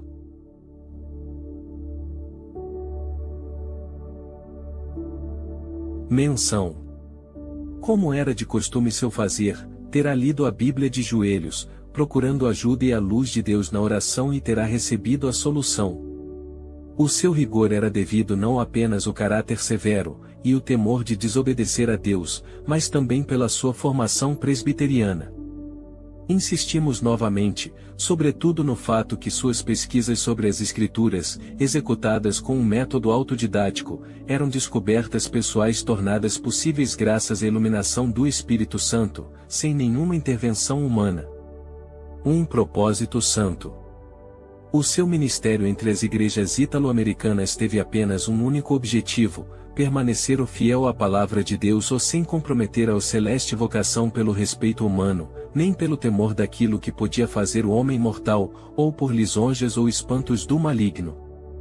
Deus, na sua suprema sabedoria, chamou Francisco para este ministério apostólico ou para a defesa da sã doutrina e proveu ao menos inicialmente, um fiel servo de Deus na pessoa de William Durant, de 1873 a 1912, o pastor da Igreja Missão da North Avenue, em Chicago, por meio do qual usado por Deus para introduzir Francisco na experiência pentecostal. Que Durant fosse um ponto de referência para ele não é dito explicitamente, exceto que o Senhor fez saber ao irmão W.H. Durant e outros, que ele me tinha chamado e preparado para levar a sua mensagem ao povo italiano espalhado no mundo, que logo depois em seguida isto foi confirmado pelo próprio Deus. Apesar desta ligação entre o movimento pentecostal americano e aquele pentecostal italiano, este último foi isento e livre da primeira controvérsia doutrinal que causou muita confusão entre as comunidades pentecostais americanas.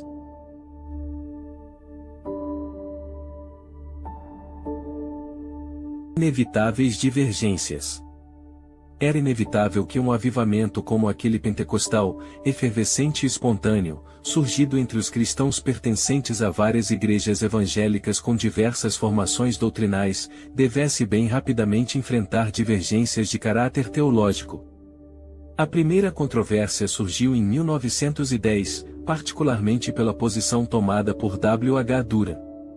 Os pentecostais nos primeiros 4 anos de avivamento, sem colocar ou impor grandes questões teológicas, imitavam a doutrina wesleyana da santificação, entendida como uma segunda obra instantânea da graça. Era esta doutrina ensinada nas várias comunidades aderentes ao movimento de santidade. Os pentecostais consideravam o batismo no Espírito Santo com o sinal da glossolalia, falar outras línguas, como a terceira obra da graça. Ensinavam a doutrina dos 3 estágios, ou a primeira obra da graça era o novo nascimento, a segunda era a santificação e a terceira era o batismo com o Espírito Santo. Durant, ao contrário, ensinava a doutrina da obra perfeita do Calvário, ou Definition Work of Calvary, mantendo isto que a santificação era um processo gradual e progressivo da graça. Ele escreveu, daquele dia, quando havia recebido o batismo no Espírito Santo, até aqui, não tenho podido mais pregar um sermão sobre a teoria da segunda obra da graça. Tinha defendido por anos, e continuei a defender por algum tempo ainda, mas não podia mais pregar isto com tais argumentos. Podia pregar Cristo e a santificação, como jamais antes, mas não como segunda obra da graça.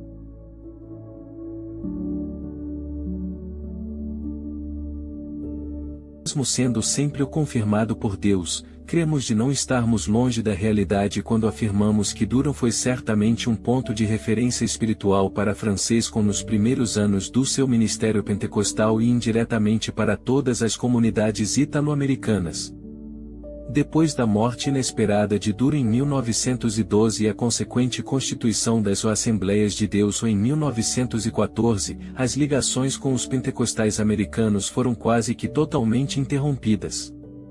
Aquela relação inicial e espontânea com um dos pregadores mais prestigiados do avivamento evitou as comunidades italianas de entrarem nas controvérsias surgidas em 1913, que produziu uma grave dissensão entre os pentecostais dos Estados Unidos.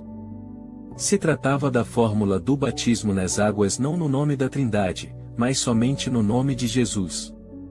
Aceitar aquela indicação como fórmula batismal significava não crer mais na doutrina da Trindade e aceitar a heresia da regeneração batismal, porque segundo os defensores desta teoria, que diziam que se quisessem ser salvos, necessitavam todos se batizarem de novo em nome de Jesus.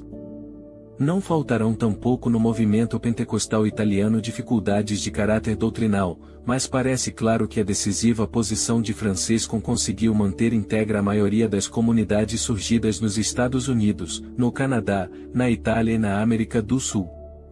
O seu predomínio e as suas indicações encontraram incondicional aplicação no Brasil com a constituição das congregações cristãs no Brasil, enquanto nos Estados Unidos a influência das Assembleias de Deus e a sua forma de governo presbítero congregacionalista induziu a maioria das comunidades italo-americanas a constituírem com o tempo uma forma de organização similar denominada Igreja Cristã da América do Norte, Christian Church of North America, CCNA.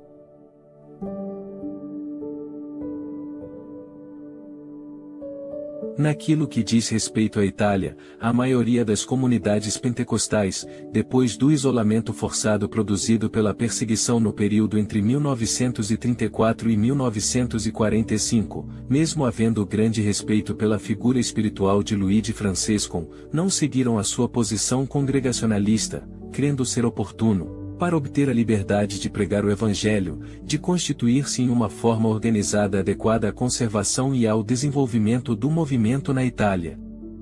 Em 1948, Umberto Goretti, agora então presidente das recém-instituídas Associação Religiosa das Assembleias de Deus na Itália, encontrando-se em Chicago, nutriu o desejo de encontrar Fransescon. De fato ele assim escreveu: tenho desejado abraçá-lo novamente, e pedir-lhe conselhos com relação a muitas coisas, mas, não me foi possível vê-lo porque tu te encontravas no Brasil, onde o Senhor te tem mandado a visitar aquela sua obra. E, assim caro irmão, desejava falar-te há muito tempo, de tantas outras coisas e sobretudo das dificuldades que atravessam em nossos dias o nosso movimento na Itália, mas não quero prolongar-me para não afadigar-te demais. Se sentir de escrever-me, eu ficarei contentíssimo de ler alguma coisa escrita por você, assim como ficam contentes os filhos afeiçoados quando recebem notícias dos seus pais que estão longe. Nós de fato na Itália justamente te consideramos como o irmão que foi guiado pelo Senhor entre nós e a trazer o testemunho da salvação. Não chegou nenhuma carta de resposta, a respeito de Fransescon ele era agora um oitentão de memória límpida e de mente lúcida. Ainda firma na própria posição eclesiológica e não compartilhava o passo tomado da maioria das comunidades pentecostais italianas de organizar-se e requerer o reconhecimento jurídico do movimento para colocar fim às perseguições e tormentos e para obterem a liberdade de pregar livremente o Evangelho na Itália. Como poderia Fransescon,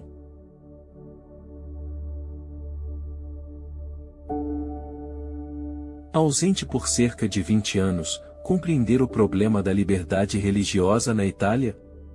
Quase certamente que um encontro com Umberto Goretti teria esclarecido e forma o propósito da constituição das Assembleias de Deus na Itália. De fato, ele tinha aceitado que as congregações cristãs no Brasil assumissem uma forma de estrutura reconhecida das autoridades civis para exercerem a liberdade de pregar o Evangelho e tinha concordado que era necessário os administradores exigidos pelas leis civis, que representavam diante das autoridades as coisas e bens materiais.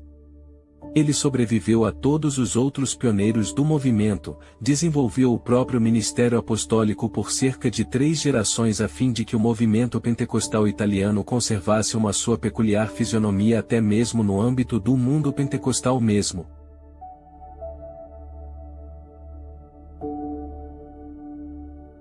Capítulo 6. Estabelecido como um sentinela. Luigi Francescon, como o profeta Ezequiel advertia a responsabilidade do ministério para vigiar sobre o povo de Deus, eu te dei por atalaia sobre a casa de Israel, e tu da minha boca ouvirás a palavra e os avisarás da minha parte.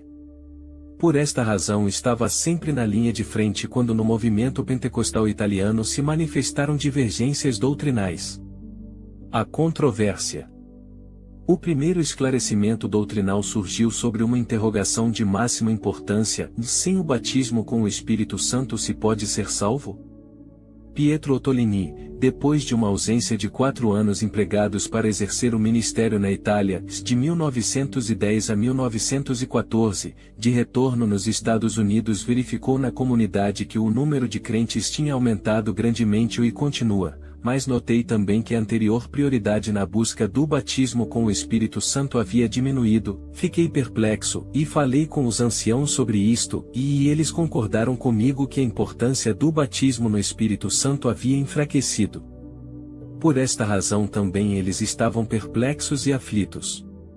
Ottolini iniciou a pregar uma série de sermões sobre a importância da experiência pentecostal. Disto derivou uma série de questões de caráter doutrinal. Seguiu uma longa e amarga e dolorosa polêmica que durou por muito tempo e teve um efeito desastroso.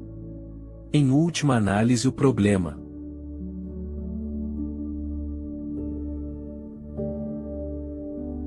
colocado era se sem a experiência pentecostal se poderia ser salvo. A causa da controvérsia foi sobretudo a incapacidade de distinguir a diferença entre a obra do Espírito Santo no novo nascimento e subsequentemente o batismo no Espírito Santo. Provavelmente se Ottolini e os outros tivessem podido se dirigir a William Duran, falecido com menos de 40 anos devido a uma pneumonia, o isolamento de Ottolini do resto do movimento teria sido evitado. Ele, preocupado com a possibilidade que a experiência pentecostal fosse negligenciada, afirmava que sem esta não se podia considerar completa a vida nova em Cristo. Pressionado, teria declarado que a vida de Cristo era manifestada em nós quando se recebe a promessa do Espírito Santo, e não quando se recebe Jesus Cristo pela fé, ou em outras palavras dizia que se recebe Jesus Cristo quando se recebe o dom do Espírito Santo. Estas frases foram discutidas por uma circular entre as igrejas pentecostais italianas na América, assinadas por todos os anciãos da Assembleia Cristã de Chicago, mas se nota claramente o estilo de Luigi Francescon. É necessário reconhecer que, também se a terminologia usada não é técnica, nos encontramos diante da primeira tentativa de definição doutrinal que evitou o movimento pentecostal italiano de ser relegado às margens do mundo evangélico. O caráter humilde e amável de Pietro Ottolini foi de grande utilidade naquelas turbulências. Não se criaram de fato graves repercussões no coração do movimento, seja nos Estados Unidos ou na Itália. Eles se transferiram definitivamente para St. Louis, Missouri, na comunidade que tinham fundado em 1908 e permaneceram em contato com 2 pequenas comunidades fundadas por ele na Itália, em Milão e em Lucerna S. Giovanni, Storino. Este último grupo existe até os dias de hoje.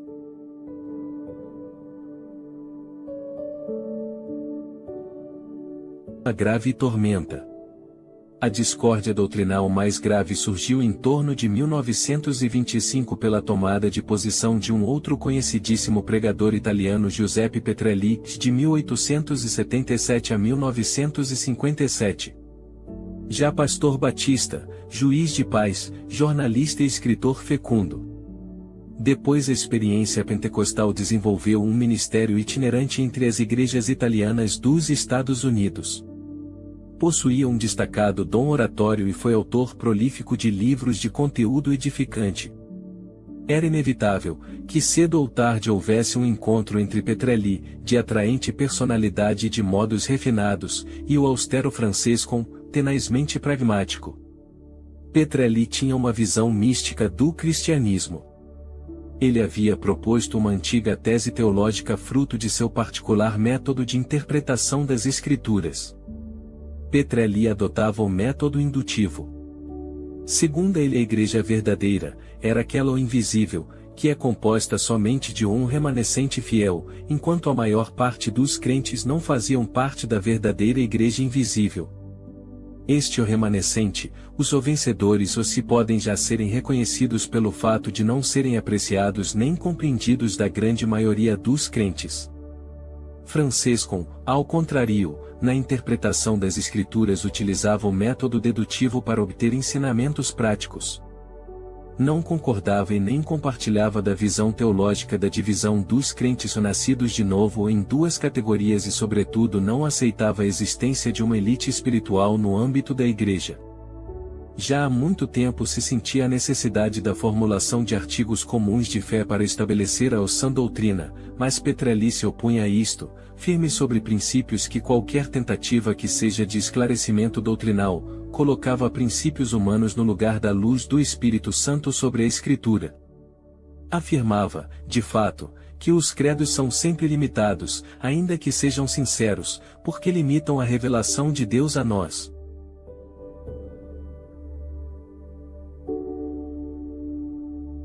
Para a maioria dos crentes este modo de apresentar os argumentos bíblicos era fascinante também se não facilmente compreensível, mas contribuía a criar em torno de Petrelli uma aura de espiritualidade o que fazia dele dentro do movimento pentecostal o doutor das Escrituras. O fogo há muito tempo se ocultava sob as cinzas. A centelha que fez explodir a discórdia foi a franca oposição de Petrelli à adoção das decisões do Concílio de Jerusalém, aquela de Atos capítulo 15, verso 20, sobretudo aquelas referente à proibição de comer o sangue e comer animais sufocados, afirmação esta última que também os crentes mais simples podiam facilmente entender. Ele compreendia aquelas decisões como um compromisso para aquele tempo. Francescon tomou a iniciativa de escrever a todas as igrejas, afirmando que o Concílio de Jerusalém não foi tomado para formar compromisso para aquele tempo, e mais foi tomado para prover em torno aquelas coisas e foi formado um estatuto para mandá-lo às igrejas a fim de que elas observassem aquilo que o Espírito Santo aconselhou, não apenas para aquele tempo, mas para sempre. A circular continuava assim: atentai, portanto, filhinhos de Deus, porque este Espírito que leva à desobediência da palavra de Deus opera sob forma de misericórdia, e uma aparente caridade, parece que exaltam a Cristo Jesus, e se fazem tanto espirituais recorrendo frequentemente ao fruto do Espírito. Gálatas. Capítulo 5 versos 22 a 23, para anular os estatutos de Deus. Mas nós sabemos que o verdadeiro Espírito de Deus está somente naqueles que colocam em prática os seus mandamentos. Em 1925 a controvérsia levou a Chicago uma cisão em divisão. Depois de 18 anos daquele inesquecível 15 de setembro, os pentecostais italianos de Chicago reencontraram novamente divididos. Se formaram duas comunidades, a Assembleia Cristã, presidida por Pietro Menconi, de 1874 a 1936, e defensora da posição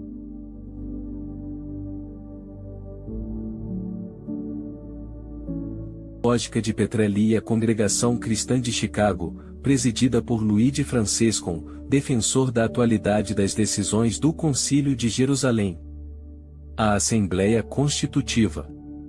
A controvérsia assumiu dimensões notáveis, numerosas foram as decisões de comunidades inteiras, ao ponto que em 1927 Luigi Francescon e Massimiliano Tosetto, de 1877 a 1948, este último pastor da Igreja Cristã de Niagara Falls, julgaram necessário organizar em 30 de abril e 1º de maio de 1927, na cidade de Niagara Falls, Nova York, uma Assembleia Geral dos Anciãos ou das Comunidades Ítalo-Americanas. Naquela ocasião foram tomadas 3 importantes decisões. Em primeiro lugar foram aprovados os artigos comuns de fé e na introdução dos atos daquela Assembleia encontramos explicadas as razões desta deliberação para mantermos-nos unidos junto àquilo que foi ensinado pelo Espírito Santo desde o início desta obra italiana, ano de 1907, antes que estes fossem escritos, ou além disso, para manter fora do nosso meio doutrinas contrárias a estes princípios e por fim no caso da necessidade que tínhamos que apresentar diante das autoridades civis, as quais exigiram sempre uma base de fé para fazer justiça de acordo às leis que esses representam. Os 12 artigos de fé aprovados pasmaram porque foram escritos com uma acurada terminologia teológica, obra esta do diligente Tozeto, o qual pegou algumas linhas de artigos de fé da Igreja Metodista, da qual ele havia feito parte antes da sua experiência pentecostal. Em segundo lugar foi adotado um nome oficial em língua inglesa, Unorganized Italian Christian Churches of USA, ou seja, Igrejas Cristãs Italianas sem Organização dos Estados Unidos da América. No prefácio do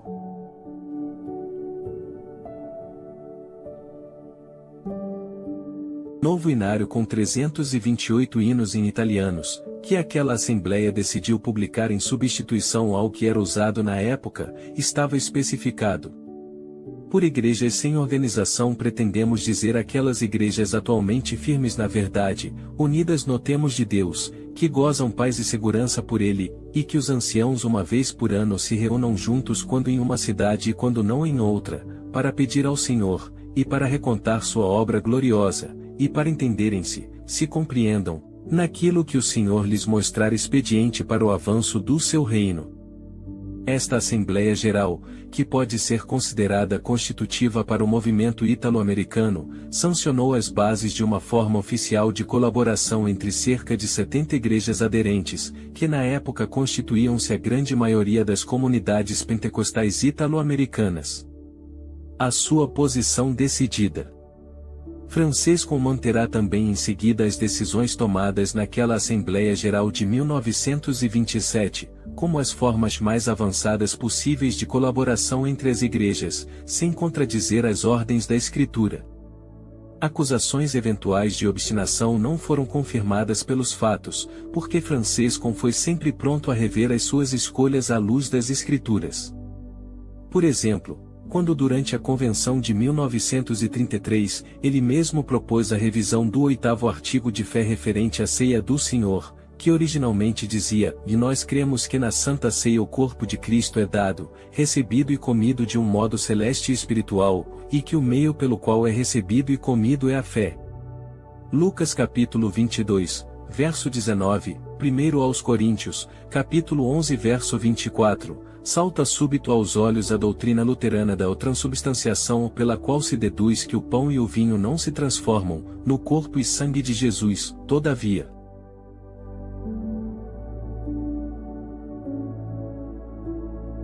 Pela fé se come verdadeiramente o corpo e o sangue de Cristo.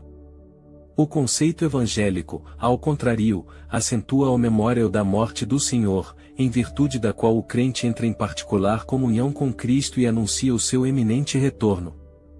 O artigo de fé foi modificado citando o texto bíblico, e nós cremos na Santa Ceia que Jesus, depois de haver tomado o pão rendeu graças, e o partiu, e deu a ele dizendo.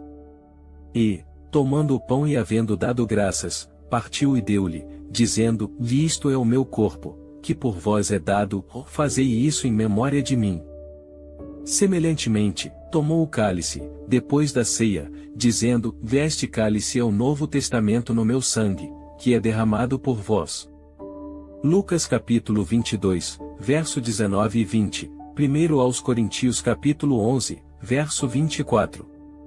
Nos atos daquela reunião anual está escrito, sem nenhuma discussão pública cremos por bem de reformular novamente o artigo de fé referente à Santa Ceia, e não foi feito isto porque o artigo estivesse errado no significado espiritual daquilo que é a Santa Ceia, mas para não darmos lugar a futuras disputas inúteis e vãs com quem as pesquisasse.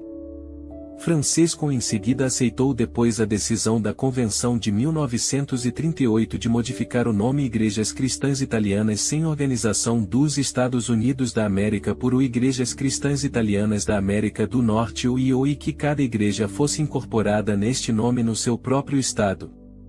O seu congregacionalismo radical. Francisco, porém, se opôs incansavelmente a qualquer forma de estrutura maiormente organizada, preocupado que o movimento se transformasse em uma organização humana. Na prática, a experiência tida com a congregação cristã no Brasil tinha enfraquecido seu congregacionalismo radical, provavelmente havia compreendido a necessidade de uma estrutura para salvaguardar a sã doutrina e assegurar o reconhecimento pelas autoridades civis. Estas foram as considerações que o induziu a remover o antiquado adjetivo sem organização por ele fortemente defendido anos antes. Reteve, porém, que esta fosse a máxima contribuição possível.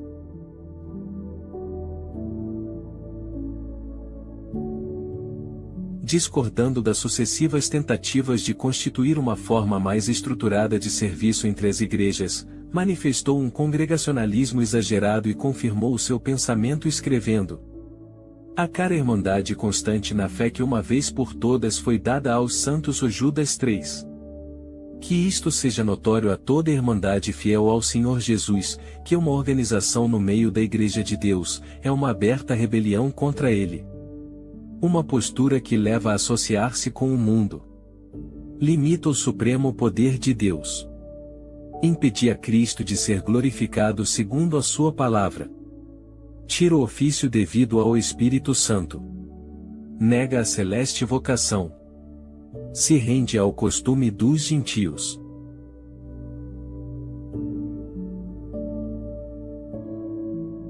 Capítulo 7. Uma repreensão e uma lição perpétua. O avivamento pentecostal no seu conjunto, e em particular aquele italiano, nasceu como um movimento de ruptura com o protestantismo liberal e o fundamentalista. Era de fato a tentativa de conectar-se diretamente às igrejas da era apostólica nas quais se reconheciam os dons do Espírito, a variedade dos ministérios na igreja como indicados no Novo Testamento e se manifestava uma liberdade livre de todo o aparato institucional e vivendo na plena liberdade do Espírito. No caso específico, o movimento pentecostal italiano foi um movimento de ruptura também com o catolicismo, do qual provinha a grande maioria dos crentes e membros fiéis. No espírito do avivamento se conservava, conforme o modelo apostólico, um ministério apostólico carismático aberto a qualquer um que recebesse os dons do Espírito. A esta posição de isolamento até as outras comunidades evangélicas contribuíram, como já foi dito, a rejeição do protestantismo oficial, que deveria reconhecer na forma espontânea de culto e no fervor evangelístico dos pentecostais, a matriz comum dos avivamentos que tinham caracterizado o mundo evangélico dos 2 séculos precedentes.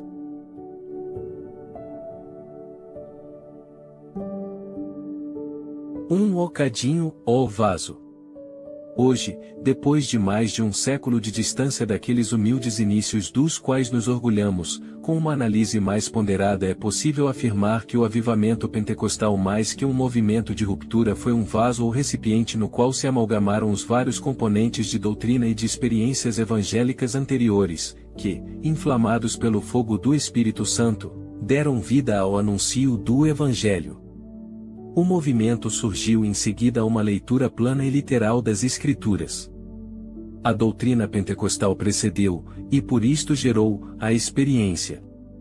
A seguinte descrição das igrejas cristãs livres na Itália da segunda metade do século XX imitam exatamente as características das primeiras comunidades pentecostais italianas, sem pastores, cuidadosamente preparados do ponto de vista doutrinal e cultural, mas voluntários, que alternam com suas profissões habituais a pregação, a maioria deles evangelistas, escolhidos somente na base do fervor deles, também são na maioria das vezes da população carente de qualquer instrução, que vá além de leitura da Bíblia e de qualquer procedimento elementar. Nada de sínodos ou órgãos administrativos e nada de regulamentos, mas a pura liberdade do Espírito, que sopra onde quer. Nada de liturgias, nem mesmo nos limites quanto mais reduzidos do sóbrio culto calvinista, mas somente reuniões de irmãos, os quais se edificam um ao outro na espontaneidade e simplicidade dos corações, e são pela mais humilde gente, que do mundo e das suas sutilezas não querem ouvir falar. Luigi Francescon defendia que a experiência com Cristo devia se religar, sem meios termos, à simplicidade e ao poder da Igreja do Novo Testamento. Se tivesse porém considerado com atenção a própria história, a realidade do recipiente lhe teria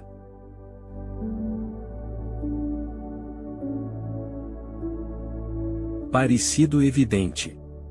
De fato, os italianos, friulanos, de origem católica, com somente a instrução elementar, foram alcançados em Chicago pelo Evangelho pelo testemunho de um evangelista, muito provavelmente pertencente à Igreja Evangélica Livre, receberam a própria formação bíblica fundamental de um pastor valdense avivado, foram iluminados individualmente sobre a importância do batismo nas águas por imersão, foram batizados por um ex-evangelista da Igreja Metodista Primitiva, que por sua vez foi batizado nas águas na Igreja Cristã dos Irmãos, entraram em contato com o avivamento pentecostal por meio da pregação de ex-pastor Batista, inicialmente ligado ao movimento de santidade, foi revestido do poder do alto e enviado por Deus no longínquo Brasil para evangelizar regiões isoladas.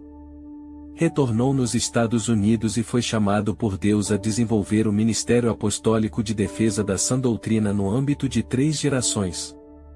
Sua alma foi verdadeiramente um catalisador, um vaso, onde se amalgamaram progressivamente aquelas verdades bíblicas que o impeliu a realizar as experiências fundadas sobre as Escrituras a fim de que trouxesse benefício para um movimento inteiro de avivamento, como aquele avivamento pentecostal italiano.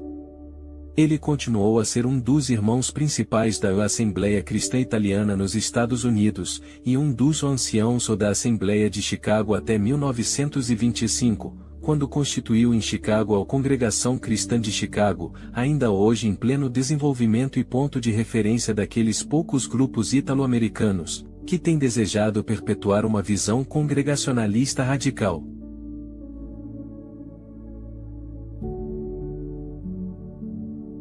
Um pioneiro ou carismático.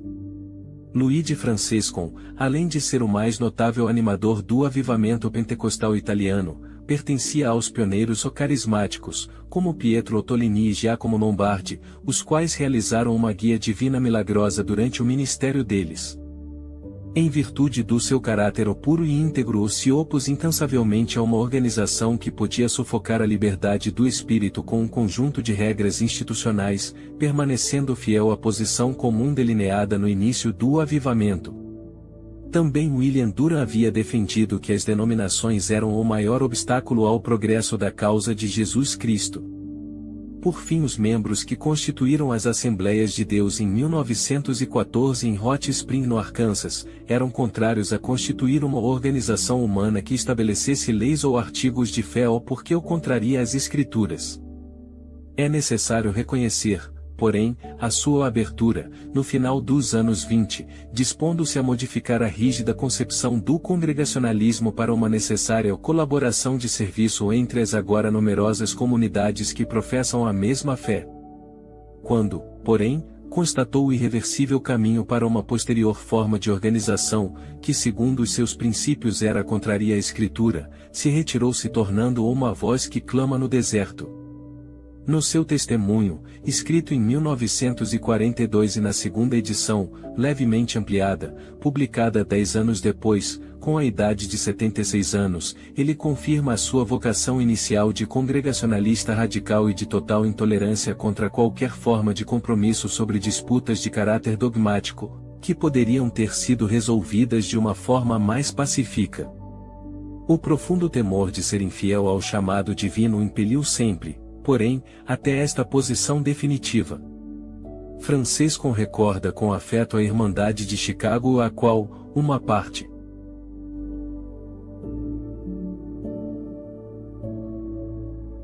Dessa me mantém constantemente fiel à palavra de Deus, e como também tantos irmãos em outros lugares, que não comprometeram sua celeste vocação por respeito humano, nem por temor daquilo que podia fazer o homem mortal, ou por lisonjas ou espaventos do maligno.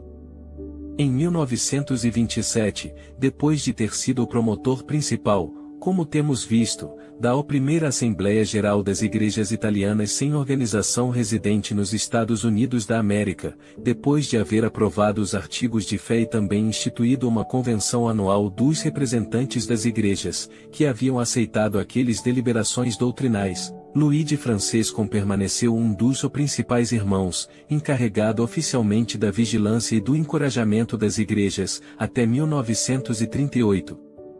O isolamento. Quando, porém, em 1939 foi necessária uma estrutura para administrar os fundos recolhidos para as missões e para cuidar da publicação de um periódico oficial da Igreja Cristã da América do Norte, foi decidido eleger uma comissão. Também se, como era óbvio, teria sido eleito por unanimidade. Francescon, coerentemente com a sua posição congregacionalista, se isolou, julgando esta organização contraria à doutrina apostólica que não permite organizações humanas, nem alterações que vão contra ela. A qual ele escreve, tinham observado e respeitado todos juntos até o ano de 1938. De agora em diante continuará a desenvolver o seu ministério unicamente no âmbito da Congregação Cristã de Chicago, da qual virtualmente permanecerá condutor até a sua morte. Nos Estados Unidos permaneceu ligado a grupos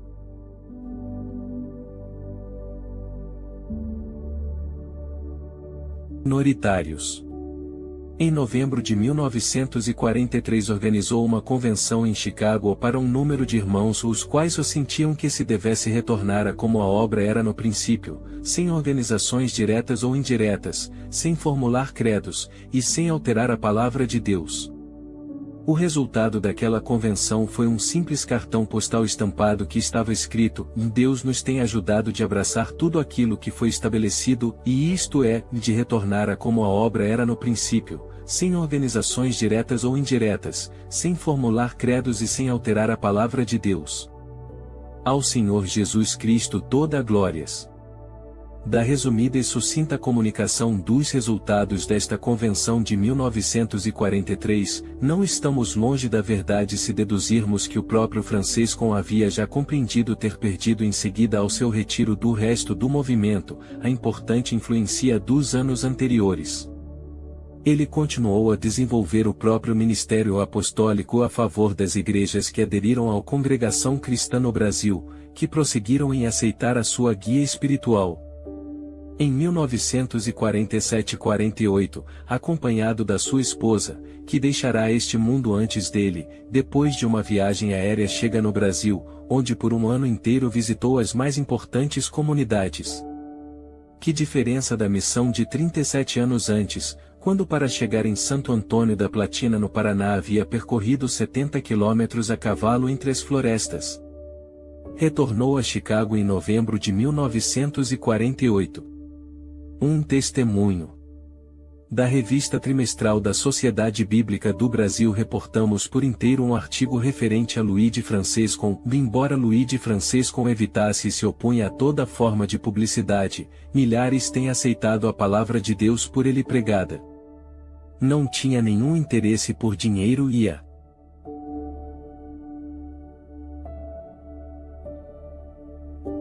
maior parte daquilo que lhe era dado distribuía para as necessidades da obra de Deus.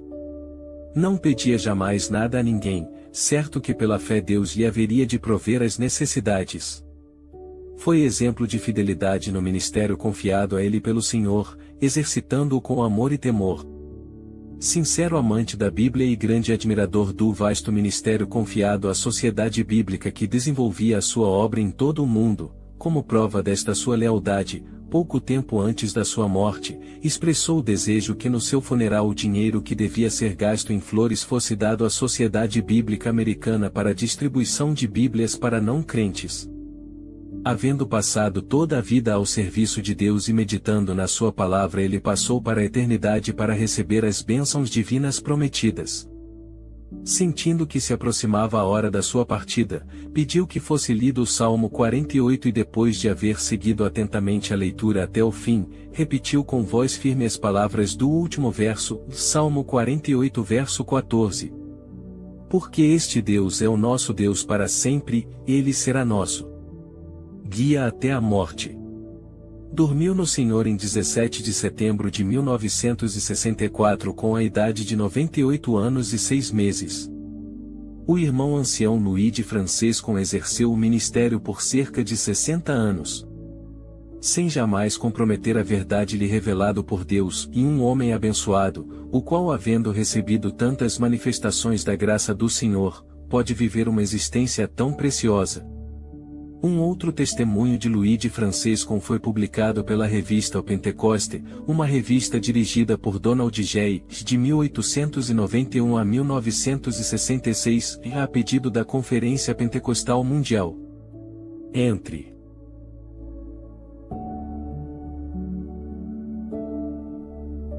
outras foi escrito, o irmão Francisco tem detestado a publicidade como uma praga. Tão pouco foi publicado da sua vida e de seu ministério.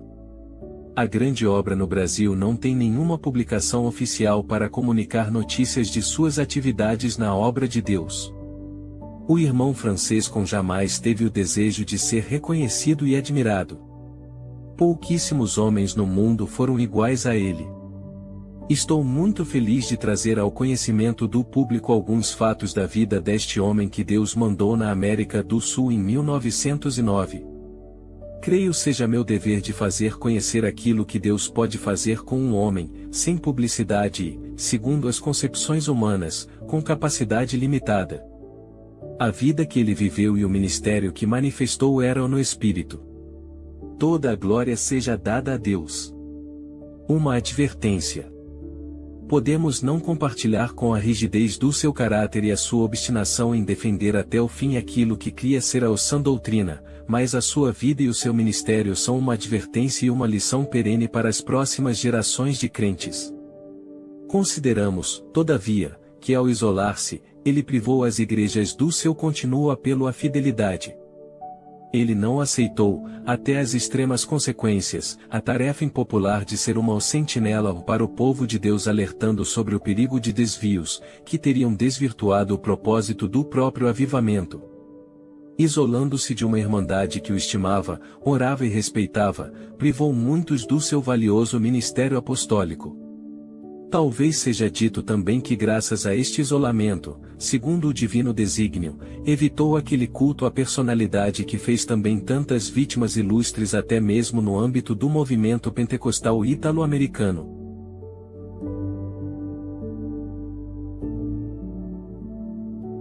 Luiz de Francisco, com a sua inata aversão contra toda forma de publicidade, não desejou jamais o aplauso humano.